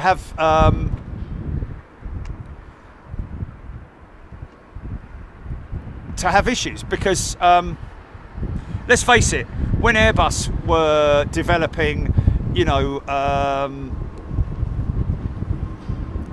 the most recently released aircraft with Airbus was quite some time ago, wasn't it? I mean, we're talking about, you know, the 339 is a modified a 330 CEO, even though it still had to go through certification. The 321XLR is the most recent modified aircraft for Airbus, but in terms of new Airbus, it's really the 350, which was, how long has that been out for? Quite a number of years now. And of course, that at that point in time, you know, social media has got more and more sort of like, you know, intense, hasn't it? Social media in the last sort of like 10 years, certainly since COVID. I think COVID really sort of like mixed up the whole social media pot, didn't it? Oh, look.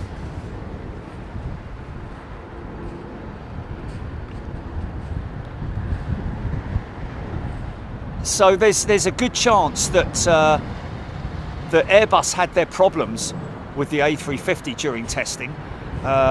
We certainly know the 787 had massive issues, didn't it, with the batteries.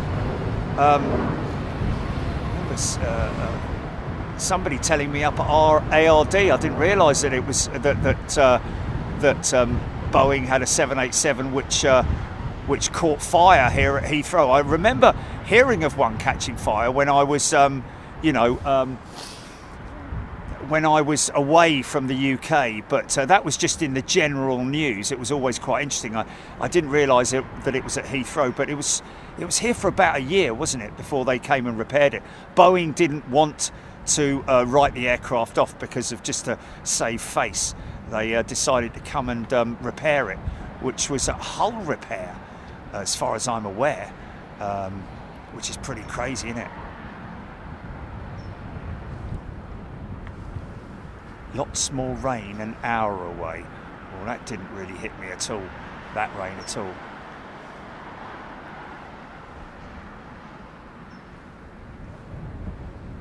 Struggling a bit.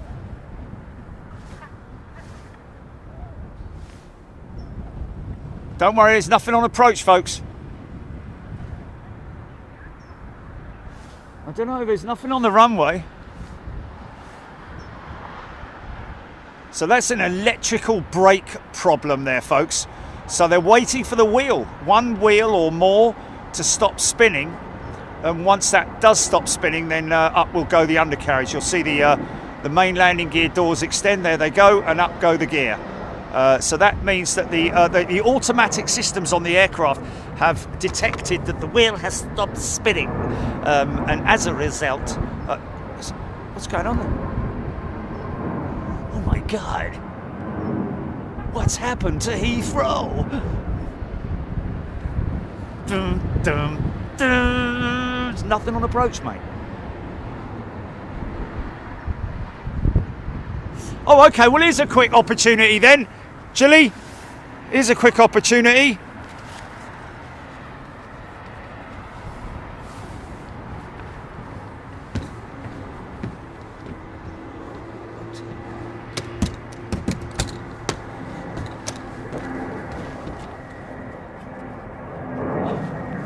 God's sake. My heart is broken.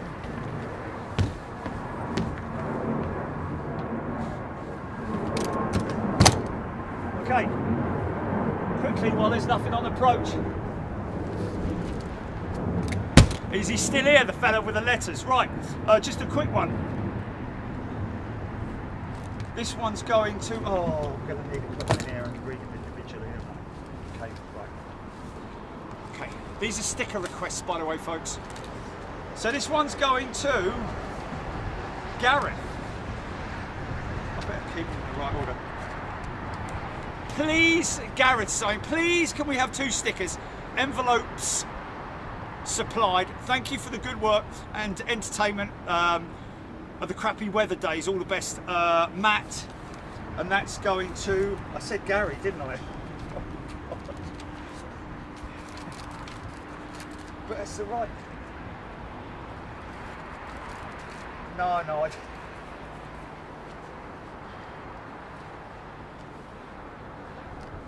Come on, hurry up. Still nothing coming. Yeah, I know it's the Big Jet TV. Oh, this is lovely, this one. This one's going to Samir. There's one approaching. Dear Jerry, we are big fans of your YouTube channel and enjoy watching the planes take off and land, especially your funny comments when they land during extreme weather. This week we went to Sheldon Country Park in Birmingham to do some plane spotting. We saw your favourite Emirates A380 land and take off. It was massive and you see it up close. We look forward to watching your videos. And that is from Samir and Anina, I think it is. Samir is 12 and Anina is Javed, both of them. They're 4 and 12. Isn't that lovely from those guys? Isn't that lovely? Two little people just writing me a letter just so well, they are little people, aren't they?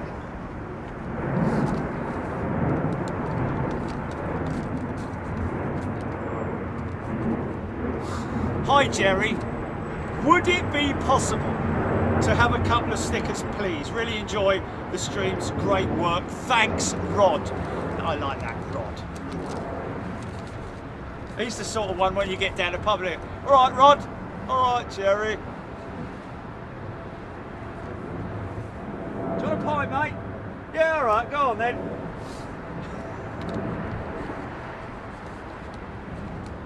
I'm having to be careful here. Okay, this is a nice one. This is to Vicky in Cannon Vale, Queensland, ladies and gents. I don't quite know how I'm going to do that because she sent me some kind of like a stamp thing that you can show at the post office or something, and a voucher or something like.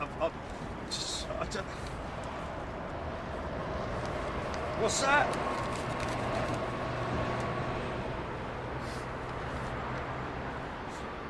Yeah. So she says, Vicky says, hi Jerry, may I please have a Big Jet TV sticker enclosed as my stamp, just return envelope.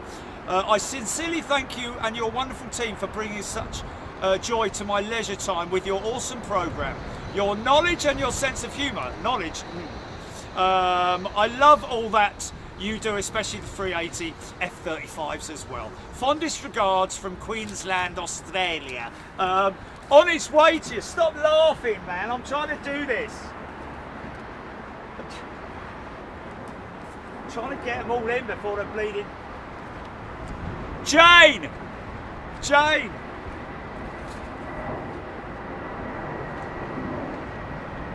Mr. and Mrs. Chatton. Mr. and Mrs. Chatton. When I read... I thought they sent me a letter.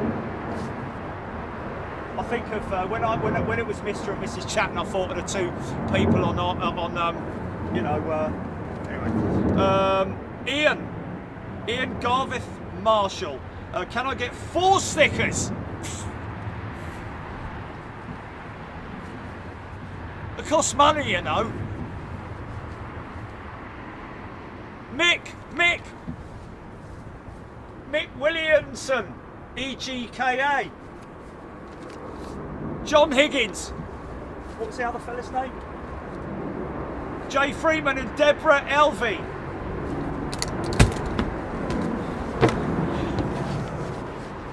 My heart is broken. There we go. Do what?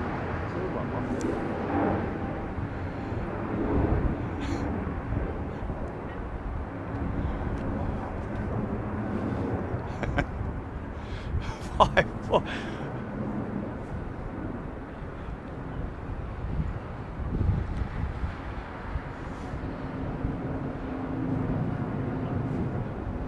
Professor Mark Taylor has gifted 5 channel memberships.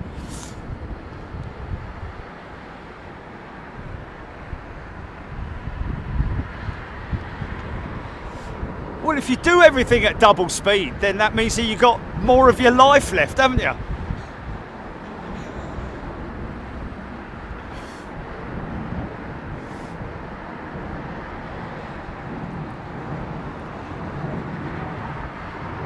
Brian Stewart, what's the biggest amount of stickers anyone's requested? That bloke there with 4.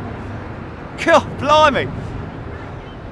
Yeah, don't get any silly ideas, by the way. There is a, can I have 2 dozen, please? Flipping heck. Yeah, it's all right when you go, like, can I have one for me and one for me son or something, Oh, look at that one coming in. Look, it's amazing, isn't it? Just now there was nothing happening, and now it's like, that's crazy, man.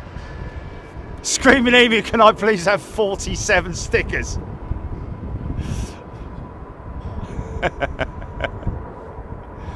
One for each plane in the fleet.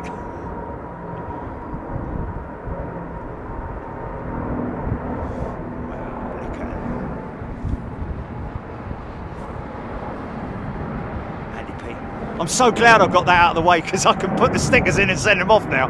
Because but it wasn't, that fella wasn't in it, was it? He wasn't in it after all that. Oh, does that mean that? Oh, hold on a minute. I think I might have to go down the post box, but I've been down there in the last month.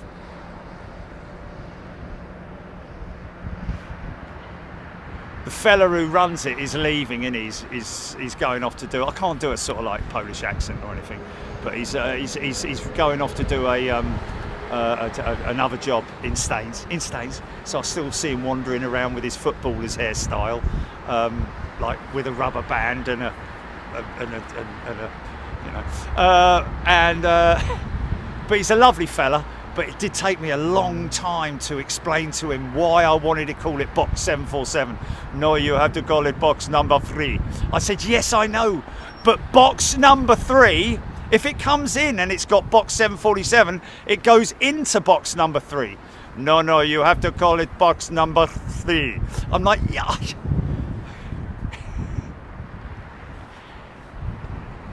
Okay. So listen. If I call it everybody else, box 747, it doesn't mean that you have to have a box 747. It just means that anything that comes in for box 747 goes into box number 3. I kind of think I know what you're talking about. Okay, do you want me to explain it one more time? No, I think I've got it. So you say that there's somebody writing and it says on it not box number 3, but it says box number, what do you say? 747. And then that goes into box number 3. Yes, we got it. Fantastic. See, you have no clue what we have to go through.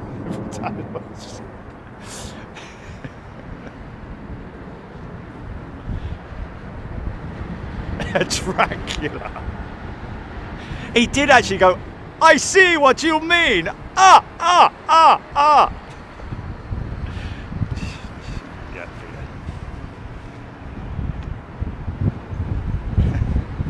anyway, so yeah.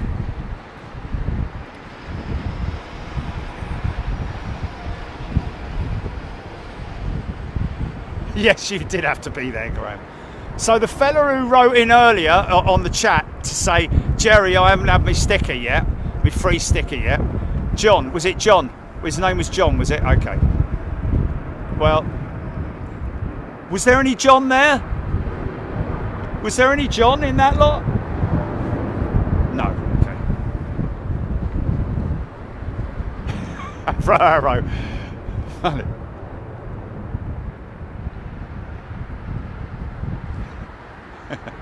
Screaming Amy's been sending it to box number 3.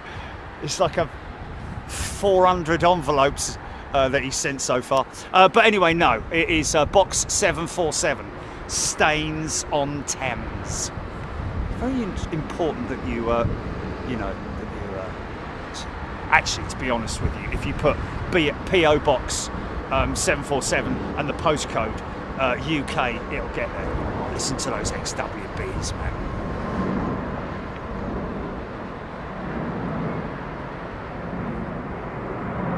Oh, John Chatton, yes! There was no Anne there. Was it Anne of Cleves? Sorry, there was no Anne there, John. What, John? Sorry. Got a pneumo. Was there a John there? Can anyone remember if there was a John? No, there was no John. Well, no. He said it was in his Anne. No, there was no Anne. God almighty. It's kicking in, man. It's kicking in. I was up relatively early today, 9 o'clock I got up. Went to bed at about flipping, I don't know, 8 o'clock or something like that. I just held on. No, it was later actually. I went to bed quite late, and then it just hits you like a ton of bricks, doesn't it? It's like, I can't keep my eyes open, I can't keep... Quickly, Charlie! Charge even! We're going to bed. Charlie, who's Charlie? Yeah, because you have to run, so otherwise you like fall up the stairs and just end up waking up in the morning on the stairs. But it was that bad. So, but I was awake quite early this morning, exams. I did turn over and look at me watch at me phone, and what did it say on it? 7:47. Yeah, cool, mate. Both the watch and the phone together on the charger. Both said 747. Yeah, so you had to be there, really.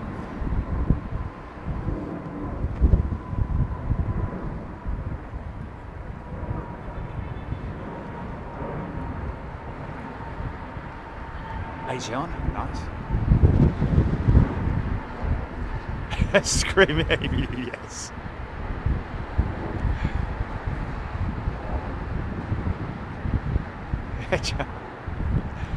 Charlie the Spider.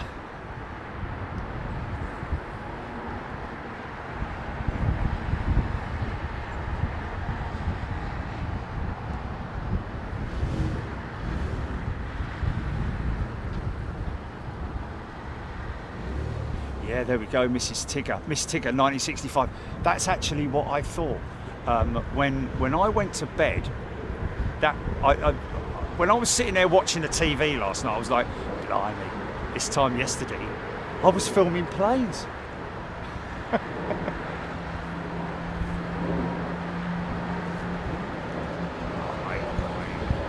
Don't keep missing things, Jerry. You just missed that one, man. That's not good, that's not good, that's not good. Come on, mate. Stick with the programme. Who's that in? Is that either an old United jet or China, Air China 777? Okay, let's wait and see when it turns off to see whether I'm right on either of them. Don't say it.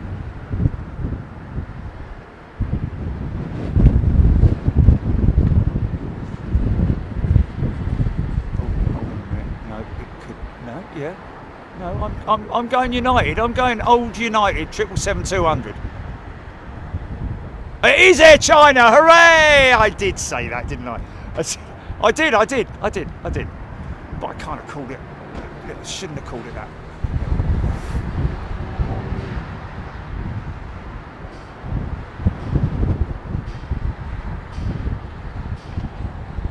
Okay, we've got Etihad 380 inbound, I believe. Yes, Avro, a big jet lag. It's true, isn't it, Chilly? Big jet lag. It is. There's a lot of people on there watching right now that have got big jet lag because fair play to so many of you staying up late and watching all the action, catching all the action. You couldn't look away, really, could you? Especially with the with that big bull moose, man. He was big, wasn't he? I bet you if I'd have stayed on that bank, Jilly, did you you saw the video that I bookmarked, didn't you, where the guy was like, okay, that's close enough to this big, massive, great big, he's in the middle of the woods and this moose comes up to it, kind of the same sort of closeness as the one did last time we were there, but the way it was looking at him, it was the way that it looked at me, but with one eye, you know, but it looked at him with both eyes. He was like, who are you? Like, you know, and the bloke's like, okay, buddy, that's close enough, and then it just obviously rushed him. It must have rushed him because he went offline.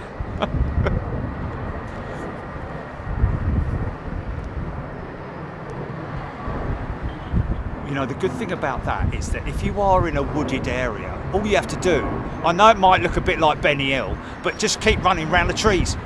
Because the moose, although it's like, you know, just don't make sure you don't run around the tree and just join it face to face. No, well, you climb the tree if you can climb the tree, but yeah. Yeah, that's all you need to do is go, cooey! Oh! Cooey! He'll be like, what's that? Is that a film? What's that? A female? Is that a female moose? Oh, I'll come back for you later, mate. It's like the old duck call, isn't it? You know, no, it's not, obviously. Anyway. Yeah, but, yeah, not good. Not good. She had one eye. He had was. He didn't look straight at me. Yeah. Got a bit of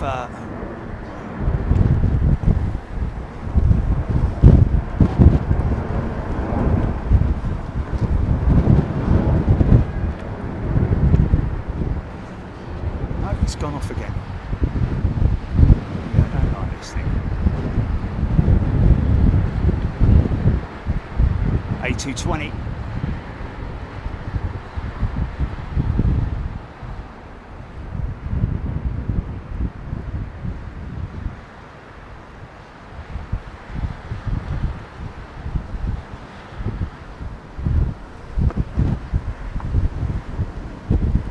Serious? That's hilarious.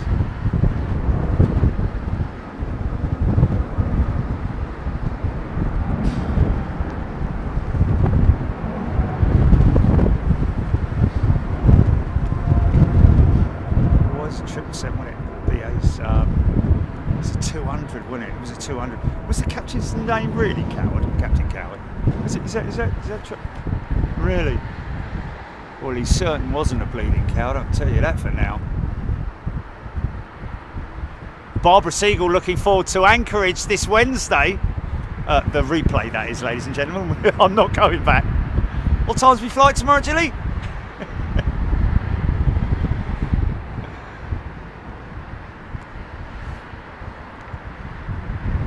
Yeah, but we did. If you're on Twitter, folks, we're on Twitter. It's worthy of following because the thing with Twitter is that if you just follow aviation related stuff, you will get fed aviation related stuff. Even if you just follow Big Jet TV, because what Big Jet TV views also comes up on your feed. Oh, hold on a minute, you're going to get kittens. Kittens and aeroplanes, that's it. Kittens and cats and stupid animals and aeroplanes. I'm only joking,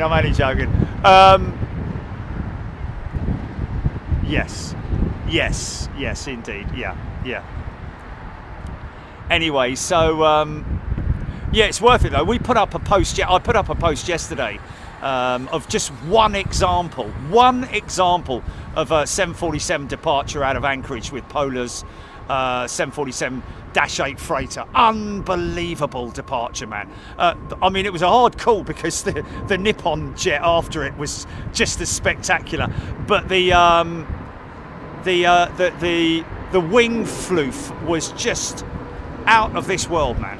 I mean, I've seen video of it, I've seen pictures of it, but I've never seen anything like it in my life. That's not good, is it? Because that... Okay, we're good. Yeah, incredible, man, incredible. Oh my God, no, it's a long story, yeah.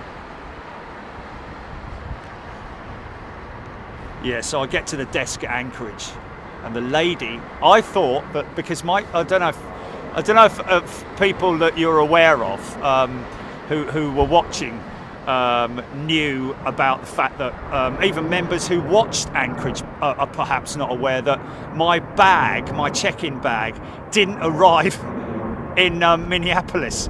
It didn't even leave Heathrow. But to cut a long story short, they put it on a Seattle aircraft, which then went to Anchorage. And I have to say, fair play to Delta and the barcode system for getting my bag there at 1 a.m. that morning, the following morning. So I went down there at 4 o'clock in the morning and the lady who helped me as well was lovely at Anchorage the night before when I went in there to discuss with them. Lovely lady she was. I think she must have said, "Oh, we're from London." Lots of people do that, didn't they, from America? Yeah, my great uncle's forefather's grandfather's forefather was from East Street in London. Do you know him? No, but anyway, she said we were from London, and actually they legitimately were, and they were brought up in, where did she say? Oh, down in the New Forest, wasn't it? It was down in the New Forest. Anyway, anyway, she was really, and I've been there down in New Forest. Anyway, she was lovely, and she really helped me out. The lady at the desk at the check-in desk at Anchorage. So anyway, the following morning, I've got up. They hadn't delivered it. You know, I spoke to the desk and they hadn't delivered it. So I obviously went downstairs. I went down. It was 4 o'clock in the morning. You know, and so I thought immediately. Oh well, they're obviously going to put it on the system to deliver it. You know, it's in the system to be delivered. But of course, I needed everything that was in that bag there and then, so they may have had it on the system to deliver it like in the afternoon on the Wednesday, but I needed it on the Wednesday morning. So anyway, went down to the airport, and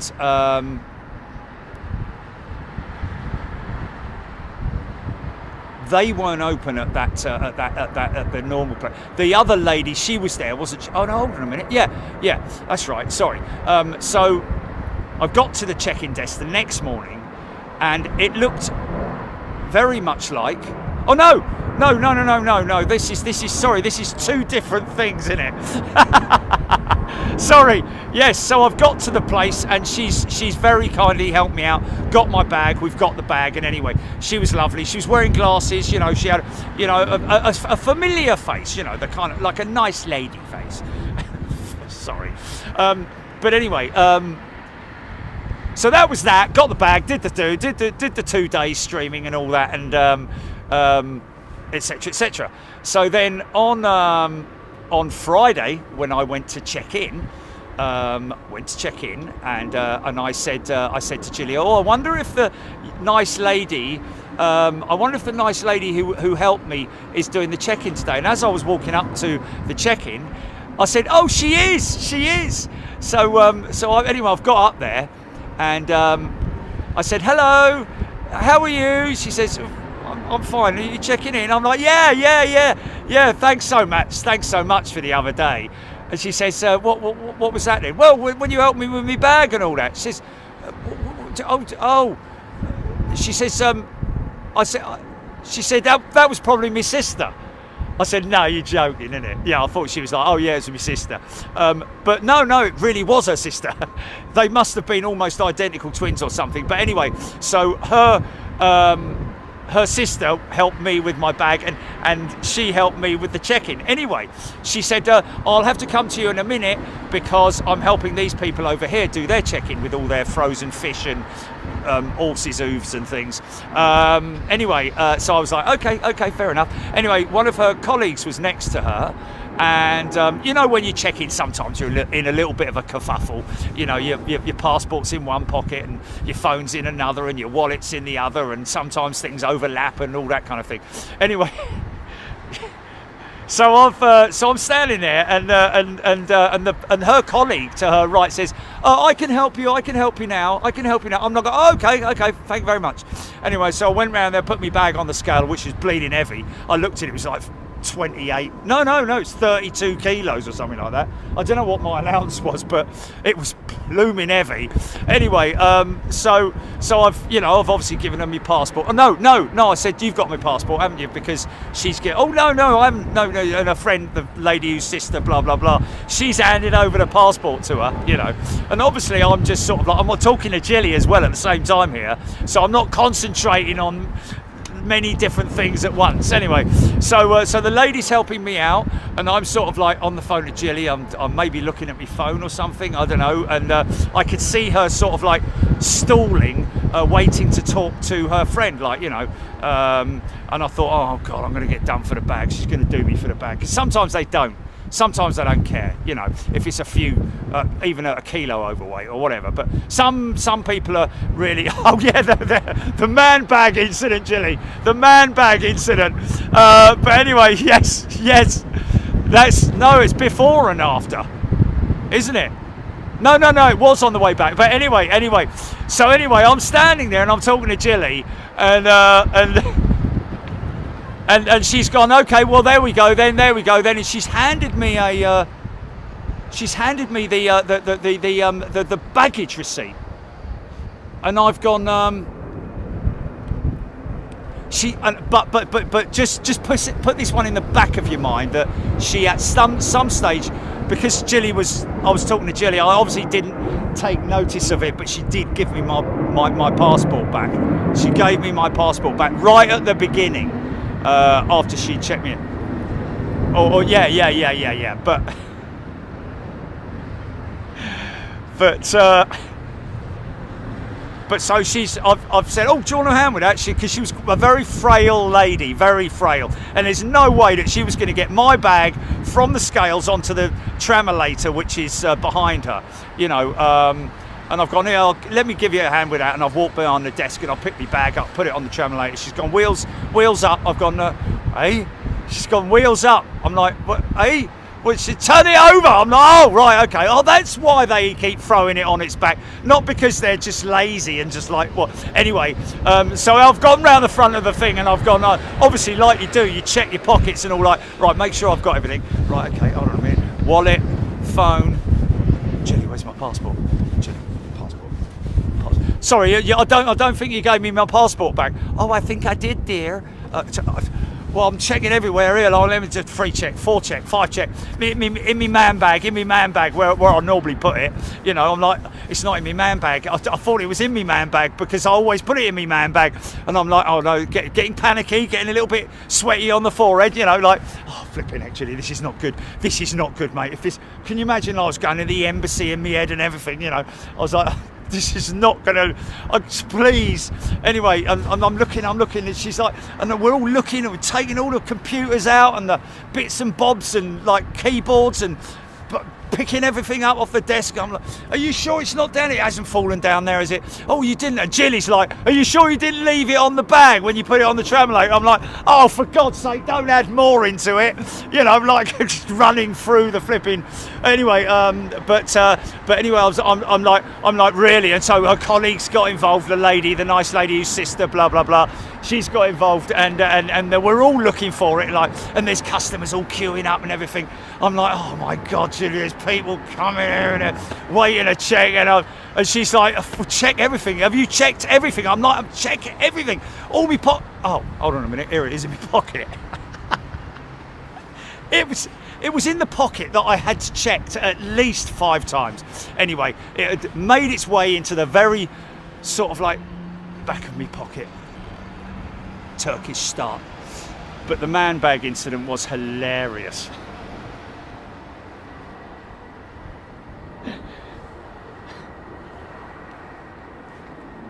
It's a bit long-winded, so maybe we'll keep that for the next show.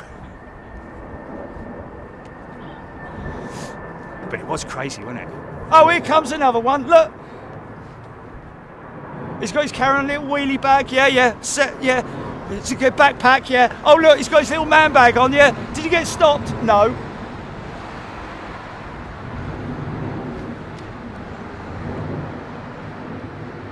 Only allowed 3 items. Well, I'd understand it if it was another backpack. But it's a man bag. It's like 6 inches square, for crying out loud. And it's hanging round my neck. Sorry, sir. If you don't put that in your other bag, I can refuse you entry onto the aircraft. Okay.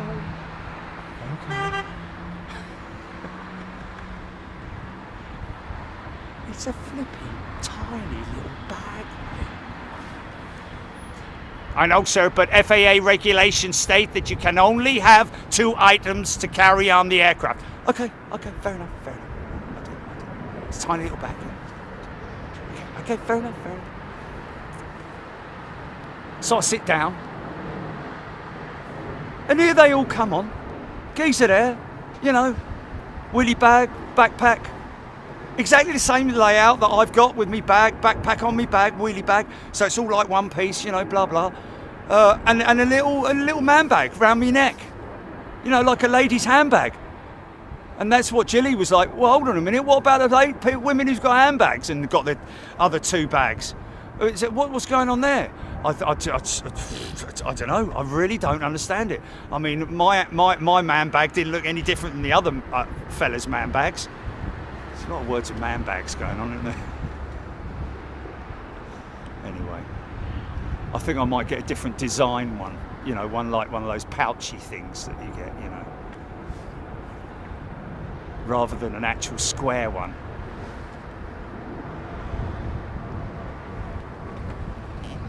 But it happened at 2 airports. That was what the crazy thing was. The lady was the first one.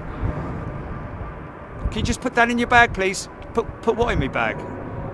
The thing around your neck. I'm like, what was just a yeah, what? Like, caught me right off guard, man. I've never heard anything like. I'm like, I'm sorry, love, but I travel to America at least once a month and go to quite a lot of airports. I've never heard. Is this new? No, it's been out for years. I'm like, really? Well, I have to say, I'll do it. Of course I will. I've got to understand what you're saying, and you know, but I'm not going to. I'm quite shocked. It's never happened before. Oh, well, I'm afraid, sir, that's just the regulations. And I think it might be a Delta thing, you know, Chile. I think it might be a Delta thing, because at the very next airport, the guy does the same thing. When I'm checking in, when I'm going through the gate in Seattle, bloke does the same thing. I'm like, really? That's 2 people in one day have said the same thing. It's like, I've just figured it out. It must be a Delta thing, mate. They must be like pushing it hard. But really? A little tiny bag like that? But the thing was, like I said, I would have understood it if, you know, I went and had a word with a lady as well, didn't I? Oh, Jan's saying they started tightening the rules last month. Well, what about all the other blokes that were walking on with their pouches on then? Is it a specific type of? How can they classify that as carry-on baggage? Really? I mean, you might as well classify your wallet as carry-on then in that case, or your purse, or whatever. It's a little bit sort of like silly, isn't it? I mean, surely they should be a little bit more, you know, a little bit more relaxed on the rules than just like, oh, quickly stop that man over there, stop him, he's got a 4-inch by 2-inch bag, I can see it sticking out the back of his pocket, stop him.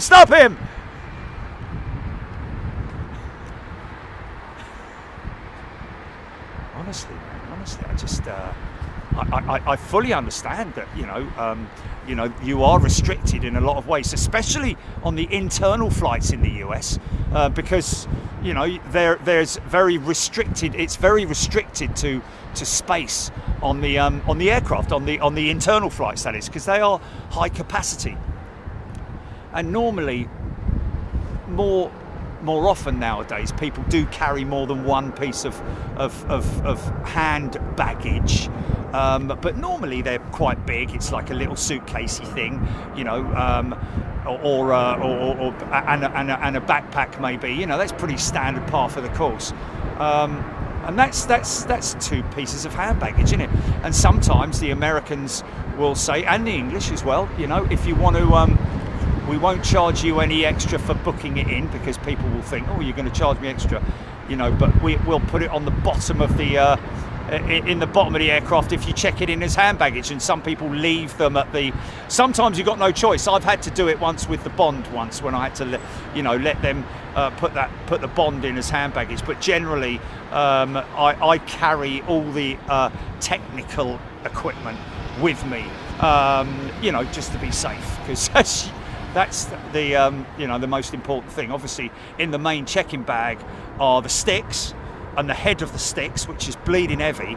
In fact, it's probably I'd say getting on for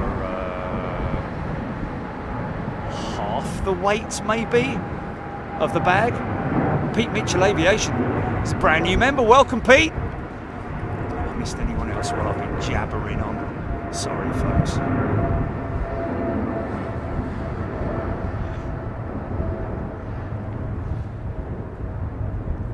So, yeah, I mean, you know, I'm all for sort of like, you know, people taking the mickey by sort of like turning up with like, God, some of the things that you see people coming off these bleeding aeroplanes with. It's like 70 suitcases all wrapped in cellophane and like, you know, It's like flipping heck, mate. What are you doing? How long are you on holiday for? It's like you just like need a bleeding great Arctic truck to take it. Picking up Mr. Smith. Yes, thank you. Oh, funky shot. Oh my God, don't even start me on that. Don't even start me on that. But yeah, no, it is just quite surprising, isn't it? You know, but I could go on about lots of things for quite a long time. Yes, so it's not always plain sailing or plain flying, should I say. Gary Hurd has gifted 5 channel memberships. Thanks, Gary. Oh, it always happens, mate. As soon as I get on the phone with Jilly when I land, she's like, okay, give it, what, 15 minutes before something happens? I mean, yeah, it is.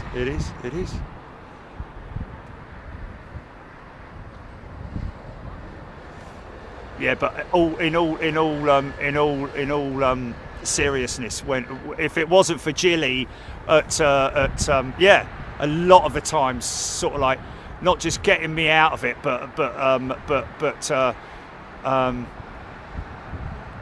because the thing was, because it was partnered with Virgin Atlantic, wasn't it?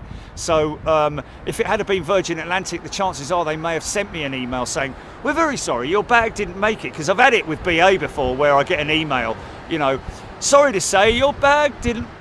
No, didn't receive anything from them. No. But I can't complain, mate, because they did the right thing. The only thing I would say is that, yeah, because I would have gone to the desk, and when I went to the desk, they had all the information. They knew exactly what was going on, and they were really helpful from the get-go. Really, Delta were right on it. Wow, flipping heck! How bright those. Yeah. But the carry-on 6-inch by 7-inch square bag really did get to me. I said to the lady, I said, look, you know, I've had a great experience with Delta. You guys have been fantastic and everything, but really, look at this bag here. You see that bag? They nearly refused me entry because I wouldn't. Not that I wouldn't put it in my main bag, but I was asked to put it in this. And while I'm talking to her, there's blokes walking past with man bags and suitcases and backpacks and everything. I'm like, what about him? Oh well, I'm sure they missed him, because they all came on with smiles on their faces, so they definitely weren't told to put it in there. Well, if they wouldn't have had it round their neck if they had have been told to put it round. So it must be the particular type of man bag, like the pouchy thing that you get. So I'm going to have to discard that man bag, the one that's square, and try the pouchy thing and see if anything happens.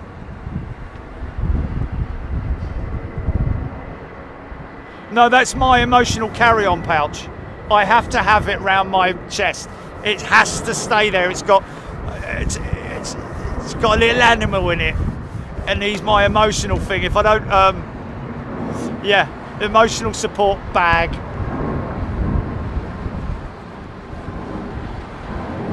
His name's Barry. That 380 looks like a 380's got. Isn't that crazy? Look at that. Isn't that a crazy optic illusion? Which really does look like that top deck of that A380 has got all of a sudden a refurbished window system.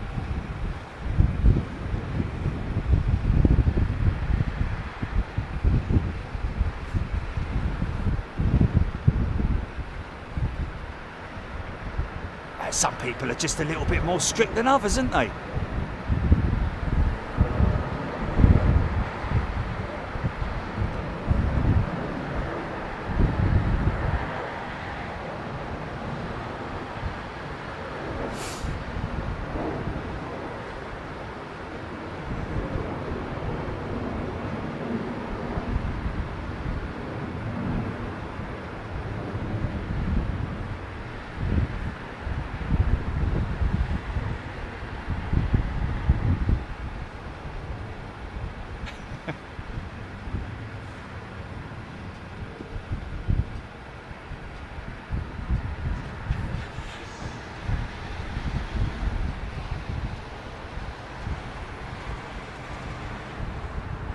Okay.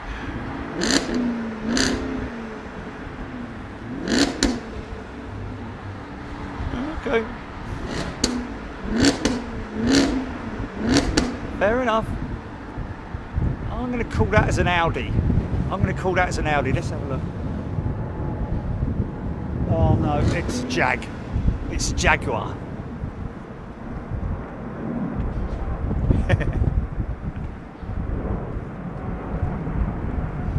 Oh, Andy Fishlock saw Air Canada today at Heathrow. Had a black tail with a gold maple leaf. It was absolutely stunning. It was Go Canada, wasn't it? Isn't that Go Canada? It's getting dark, mate. Chilly, it's getting dark. It's 10 to 7. What's going on? Oh my goodness me, man.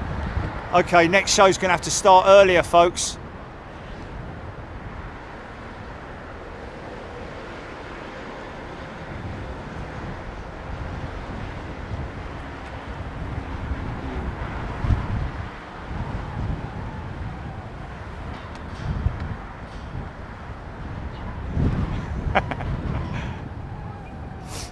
Gary Hurd has gifted a channel membership. Oh yeah, that must have looked quite funny on closed captions.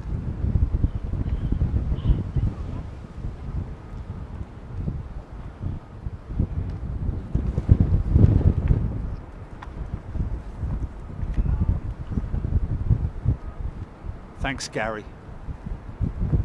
Oh, he's done another one. Gary's actually gifted 6 memberships.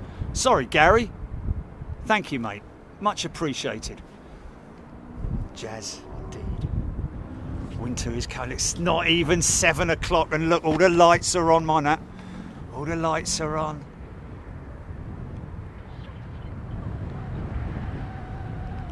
Yeah.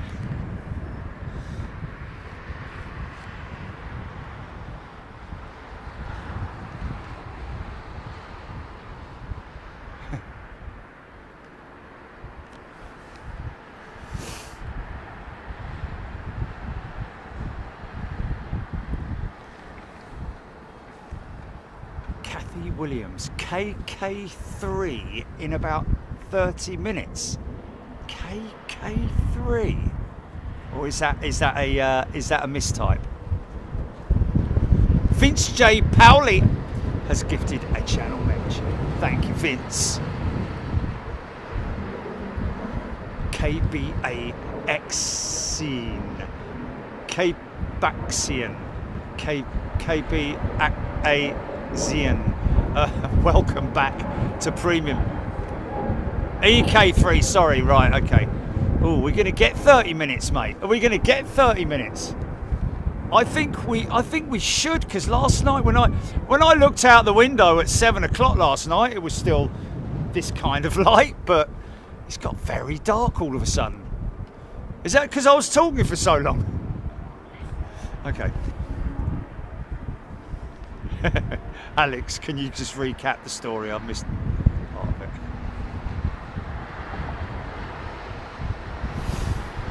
Dave Beeler, what's the amount of daylight in Anchorage in mid-November? You're only 4 weeks away from the shortest day of the year.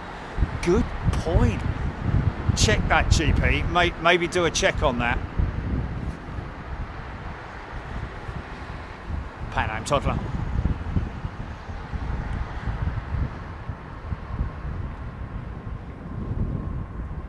One would hope, yeah. But the one thing you don't want to be doing is standing on the bank in the pitch dark in Anchorage with all those scary monsters. Well, they might as well be wolves and. Well, I don't know. Oh, well, I don't know. Maybe. It'd be nice if they built an ice table again, wouldn't it?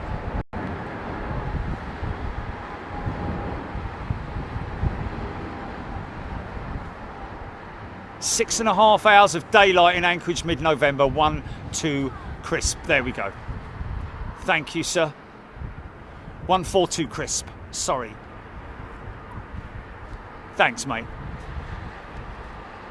Gary Boak says, BA's damaged 350 been fixed now, Jerry, do you know? On its way back, or has it come back? Bravo Charlie, innit? Oh, it's in flight. It's already in operation. And Captain Dave was operating it. Wow. Did he make a mention of it on Twitter or anything? Or, oh, okay, cool.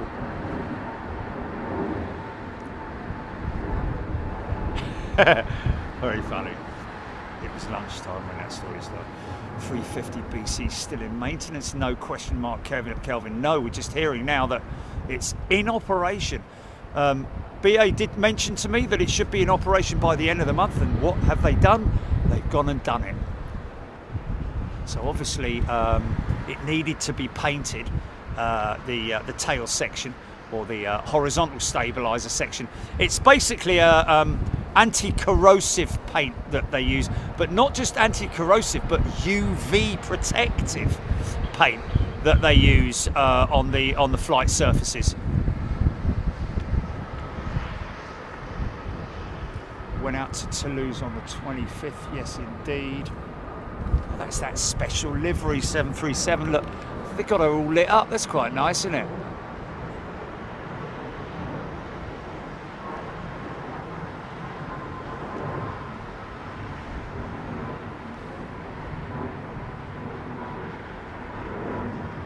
Okay, landed this morning from Tokyo, we're hearing. Is that our closeout then? EK3.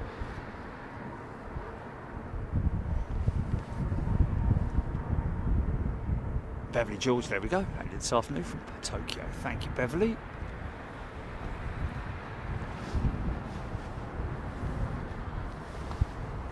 Thank you, Alex. Yeah. A real success story with those Anchorage shows, it has to be said.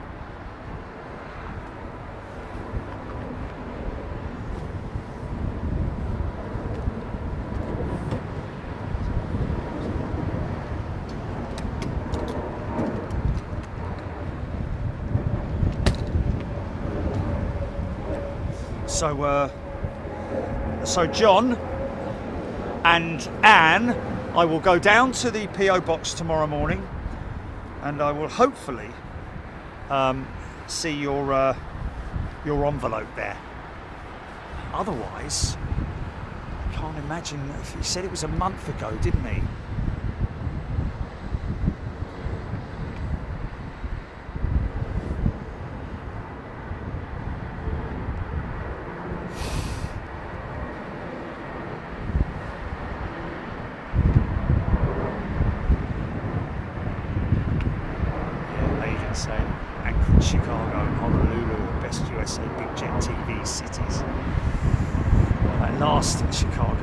Sensational.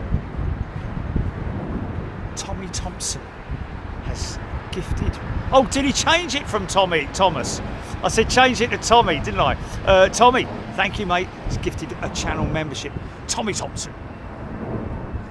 Thank you, mate.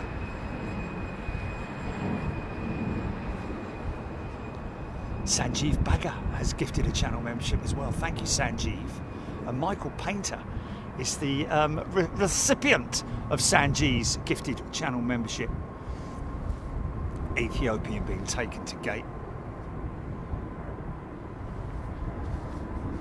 13 minutes, Aidan Campbell, for EK3, I think it is.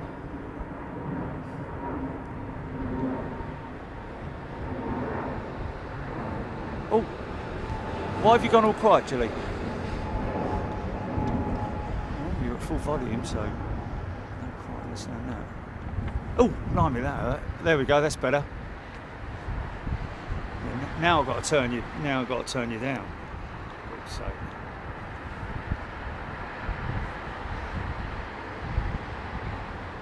Oh, that's my name in Rolls Royce. Tom Thompson. Is he with Rolls Royce? Hayabusa Nutter.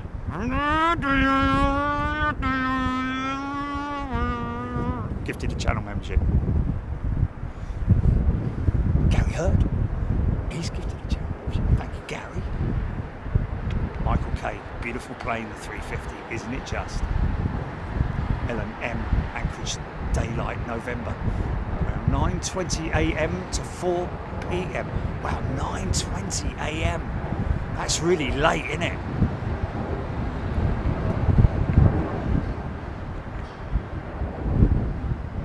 I could do an hour or so out of the back of the truck before it gets light. In fact, to be honest with you, oh right, yeah, 45 minutes either side of that. Yeah, well, the I feel very comfortable up on the bank. Oh, I've got to get those boot spikes, haven't I, mate? Thanks, Gary.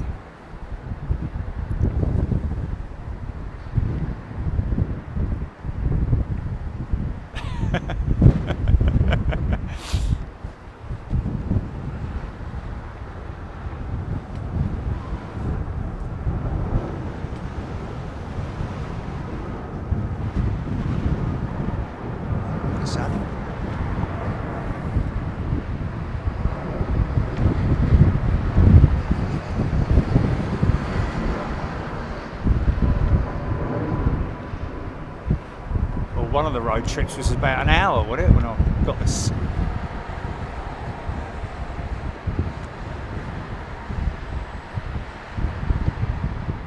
That flipping scarf, mate. Seeing Office Blue, giving a shout out to new members, that's nice. Helen Clapp, I've got the spikes, awesome. Steph, take care. See you next Sunday. I think Hayabusa Nutter's gift was allocated.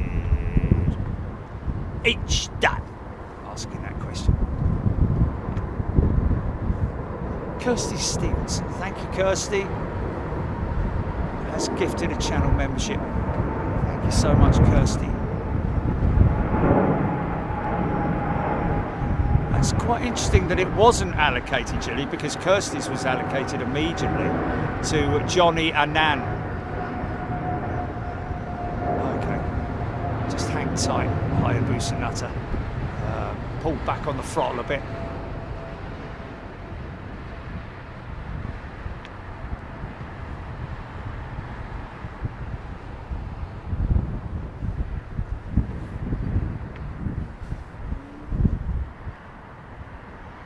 What?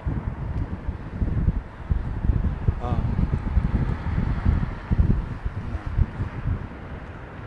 Nev tuning in from Austria. How you doing, Nev? Might get a bit of a funky shot there. No, it's not going to really. Wow. It's quite. Is that one of the Neos? I think. No, that's a CEO, isn't it? Is that a CEO or a Neo? No, it's a Neo, isn't it?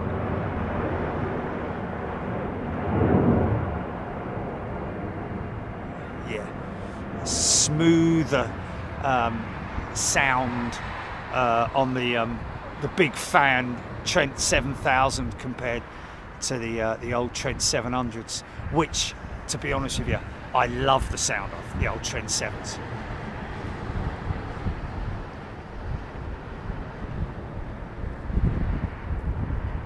Paul Skilling saying it looks like 09s on Wednesday as well.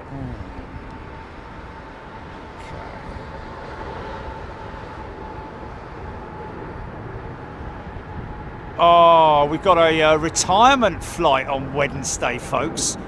With that being the case, we will more than likely either be at the Hilton Garden Inn or at the roll-on point. Have they finished those bleeding? Are they doing full-length departures yet?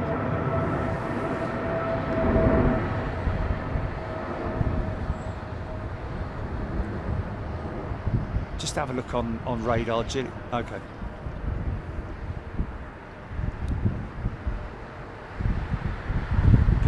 Blokes want to flip and hurry up, don't they? Doing those road works. Wow, jumbo going out. Look how light that jumbo is, folks. Got no call on that.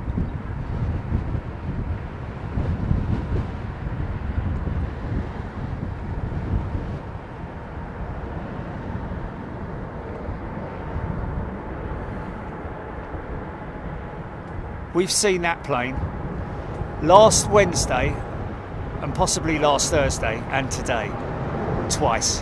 How about that? Obviously the yeah, we caught inbound and outbound, we caught the refuel, we caught everything, didn't we?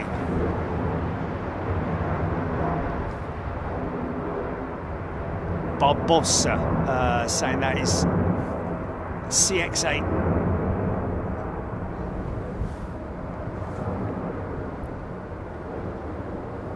Off to Charles de Gaulle.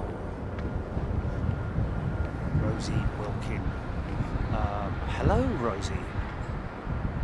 Thanking somebody for membership. Wow, it's getting that stage, Chilly, man.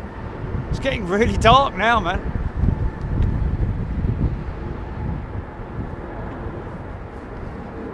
I mean, don't get me wrong, bleeding great at night, isn't it?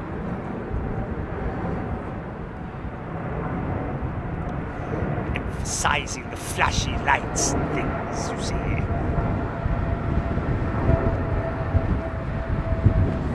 Wow.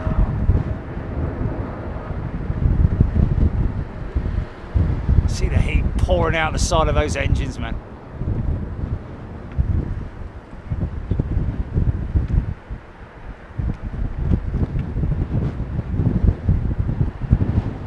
Oh, yes, Patrick. Right, what about him? Oh, what, tomorrow morning? Is he? What, on Qantas? Lowlander, I don't think we saw the Grumman G21. Would that have been the, would have been a freighter, would it?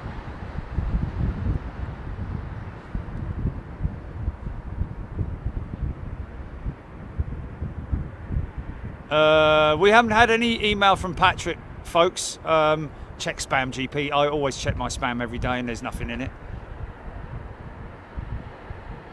Ellen, you're right. You're right. It does seem like just a week ago we were streaming till... Well, you've only got to look at last week's stream and see what time it got dark. Well, it's going to be some morning streams now then, folks, as we get into the winter. How are you for that? How are you for that for morning streams? Approaching aircraft would be good for floof, of course. Hopefully the dew point will sort of like meet with the temperature and the ambient temperature, all that kind of stuff, you know. Will hopefully be good enough to serve up some decent adiabatic scenarios. 7,000 feet, Beverly George EK3, just gonna get it. Electric mic.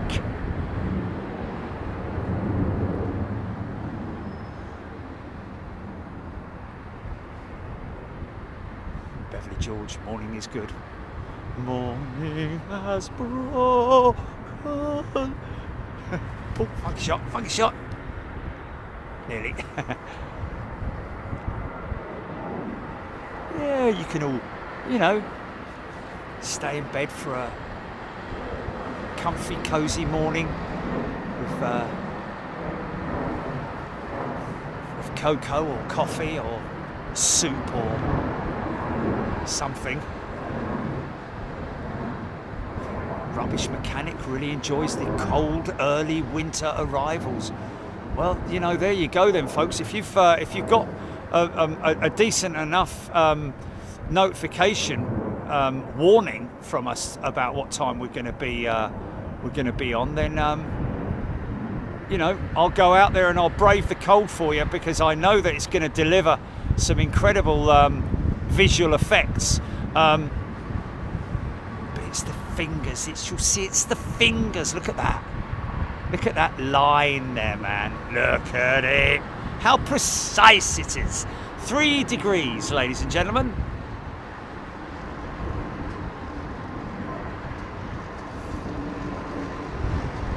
Never ask us what time we're likely to be live on any day of the week, unless we have something specific planned. We never know. Literally, If you want to know what when we're going to be live, then obviously that we do have an app. You can download the app absolutely free. No in-app purchases or anything like that. It is just another mechanism by which you can get your. Is he pushing in, that fella? I think he is. You know. Is he pushing in? What does that sound, Flight Radar? Is that Mick Ellie Plastering Services? Welcome back, Mick. I remember Mick from his plastering services.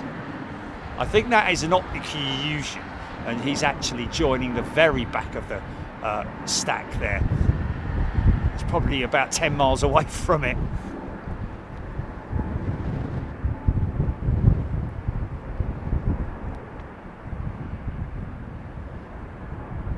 Kathy Williams, can we get EK3 to #1 on Flight Radar as the closing shot? Yes, let's try and get it, folks. Might can I leave it at that, folks, and do a and use that as a sort of like, if I speed it up, just leave it at that for the time being.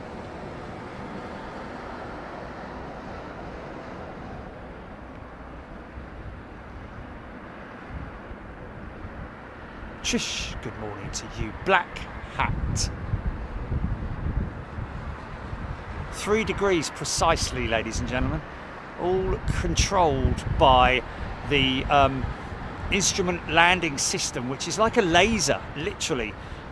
So this will constantly be giving their descent speed and altitude. But also there are little markers on the horizon as well, which or either side of it, should I say, that give you the indicators as to your aiming point, if you know what I mean. It's Logan Air joining the stack, Meg saying. Andy Fishlock, just to let you know, the schedule isn't working on the app. There is no schedule at the moment because we don't update it until we know when the next show's going to be, folks. So we don't update it. Well, yeah, we'll update it tomorrow for Wednesday, obviously, and Sunday. But we never put any times on the domestic shows, folks, as you can appreciate. You know, it's we have no idea where we're going to be or what we're going to be doing. So anyway, and as soon as we book anchorage, we will obviously let you know. Have we put Perth on there, Jenny? I think we put Perth on there. Yeah, it's next March, Perth. So, you know, we are trying our best, folks. Give us a little bit of breathing space. Yeah, we're doing it month at a time, the update on the app, because obviously, as you can appreciate, every Wednesday and every Sunday we're going to be live domestically if we aren't, unless we're out of the country. If we're out of the country, we will obviously let you know as soon as we book our overseas shows. We will always. The one thing is that European shows are generally very short notice, very short notice.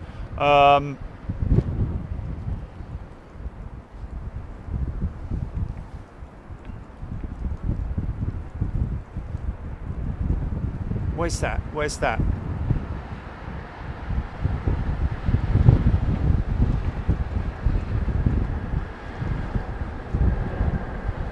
Screaming at me, I realised the other day that the A320's double flashing strobes were actually 2 different bulbs. That's interesting. I didn't realise that the Airbus had... Oh, sorry, the Airbus is double flashing strobes. What you mean on the outboard wing? Oh, they're 2 different bulbs, are they? Wow, I thought it was 1 bulb flash. Oh, that's interesting. How did you find that out? Did you? Were you doing a walk around and you looked up and saw it? Mick Ely, sorry, Plastering Services. We got him. He's a new returning member. Good to see you back, Mick. EK3 is number 2 on Flight Radar, folks. Is that her right back there in back of stack, coming in from the north?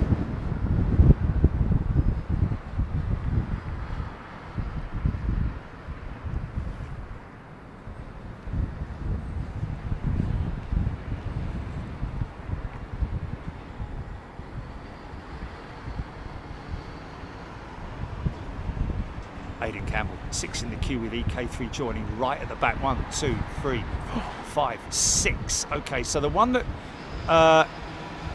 did he say including? 6 in the queue with EK3 joining right at the back. Okay, that was EK3 then.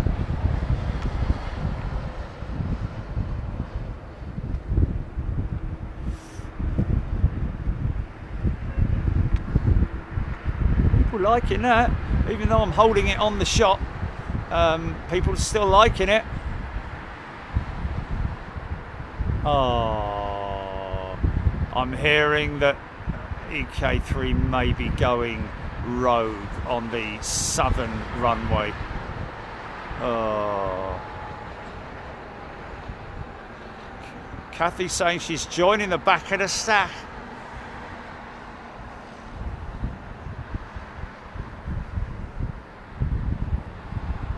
Mank Red, take care, mate. All the best. See you Wednesday. Steffi Quinlan liking it. Lots of people liking it. Stu and the crew. Jules Harris, excellent shot. Rainbow Love. Awesome watching the stack. It's Celtic Mel, isn't it? Oh, it's Celtic Mel, sorry.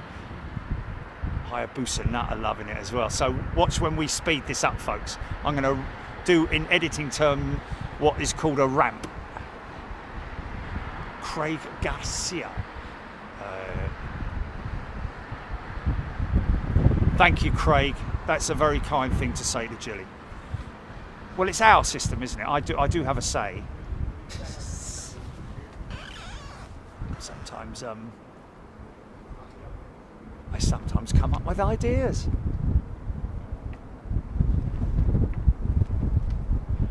Julia Betridge, she's definitely going rogue, 09 right. Oh, okay. Gary Lyon, thank you. Megs Thompson saying it's going rogue.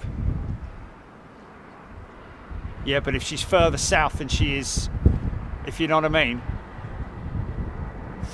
Dave Knowles, please welcome my good friend Kirsty arriving on EK3 from Brisbane via Dubai. There we go. Well, there we have it. Dave Knowles' his friend Kirsty arriving on EK3. Unfortunately, I don't think we're going to get her on this runway. I will see her approaching on the southern runway, but from time to time, depending on traffic or volume of arrivals, they will, and sometimes just out of, if they request it and they can do it, they will put the Emirates jet on a rogue arrival. We call it rogue. It basically means the non-operational runway. That's in other words, Heathrow has departures on one runway and arrivals on the other. It's literally that. There are never sort of like, they never double up. Very rarely do they double up. But mainly the rogues are on landings. The only rogue departure you'll get on 09s is the Qantas Dreamliner that goes out of 09 left. What time's that go out, Jilly? Stupid o'clock or what? Kelvin Grant, we'd see her lights over the left of the stack, you mean? The Perth Dreamliner. That looks like a big one at the back of the stack there, mate. Third out looks big. That looks like a big aeroplane, mate.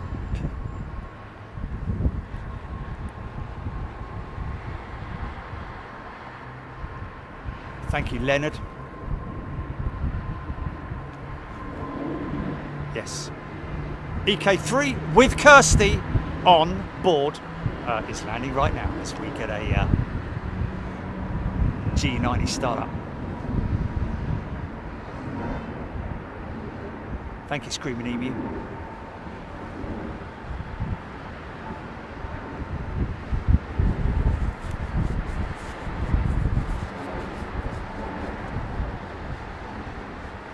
Yeah, early morning, Perth. Departure goes out of 09 right, left, doesn't it? Goes out of the so a rogue arrival, like I'll just continue that, is that they will, because Emirates is gate is over the other side of the airport there. Sometimes they may request, but that's definitely an A380 1, 2, 3 out. That's definitely an A380 3 out, I'm pretty sure. Or, because it's a Boeing, it's an Airbus second out as well, isn't it? Stephen H. saying it's all over the shop.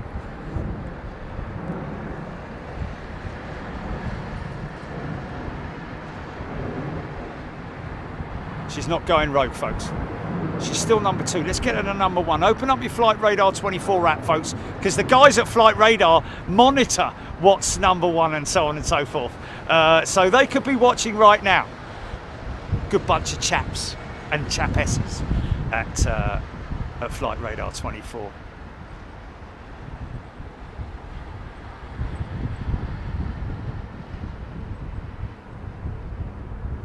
Okay, Michael Painter, the Qantas 787 went out at 12 o'clock midday today.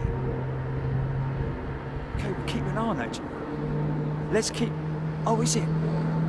Oh, mate, do you fancy coming in tomorrow and just catching her going out? How cool would that be? Do you fancy that, folks? If you've got a break in the morning, she's number 1. She's number 1, folks.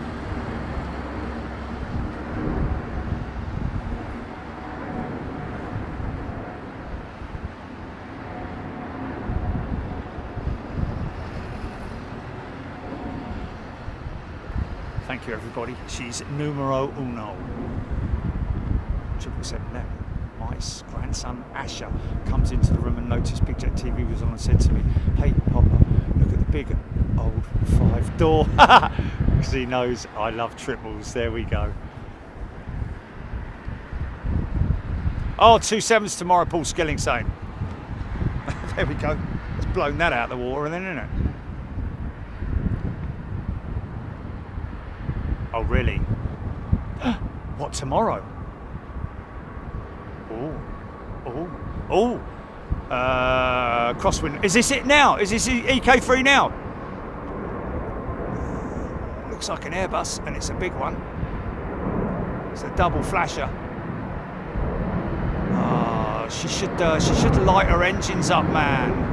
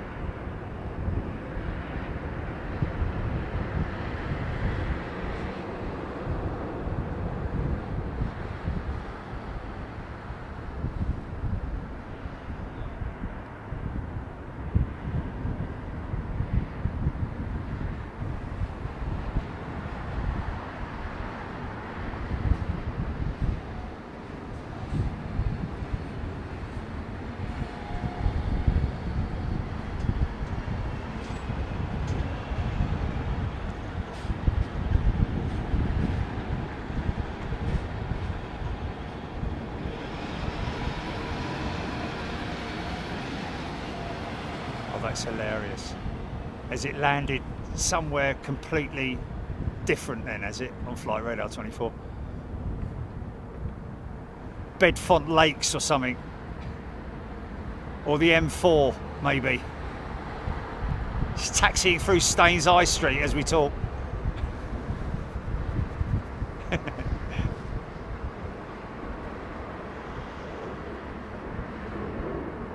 Could be going to Tesco, yeah. Via McDonald's. Stephen H. Just outside Hatton Cross Station. Brilliant. Well, that should be a nice easy transfer then, shouldn't it, for the packs?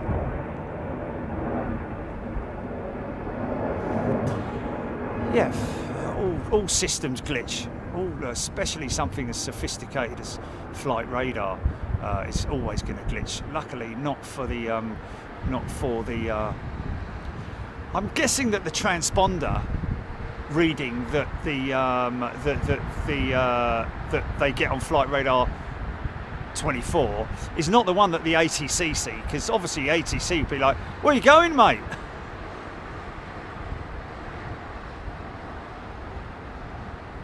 Yeah, no?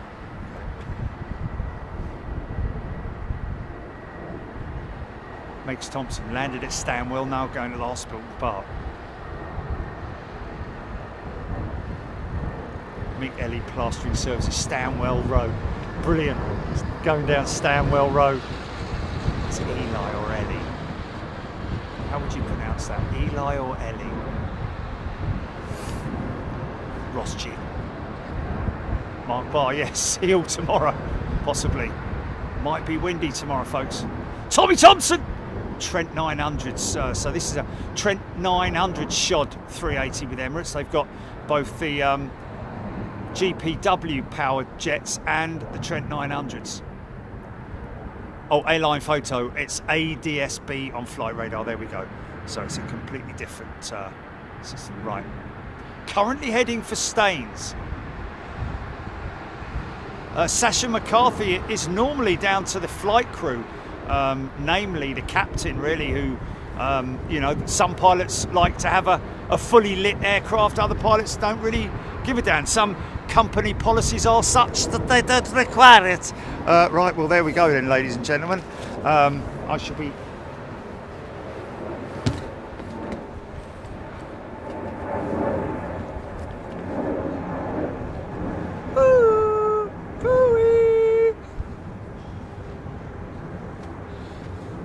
might be back tomorrow, folks. Stand by your devices. If we go live, we will probably, is it going down and down? We will probably just go live, if you know what I mean. So thanks to everybody for your company. It's been great. I'll see you tomorrow, maybe, or Wednesday or something like that. God's sake, turn it off.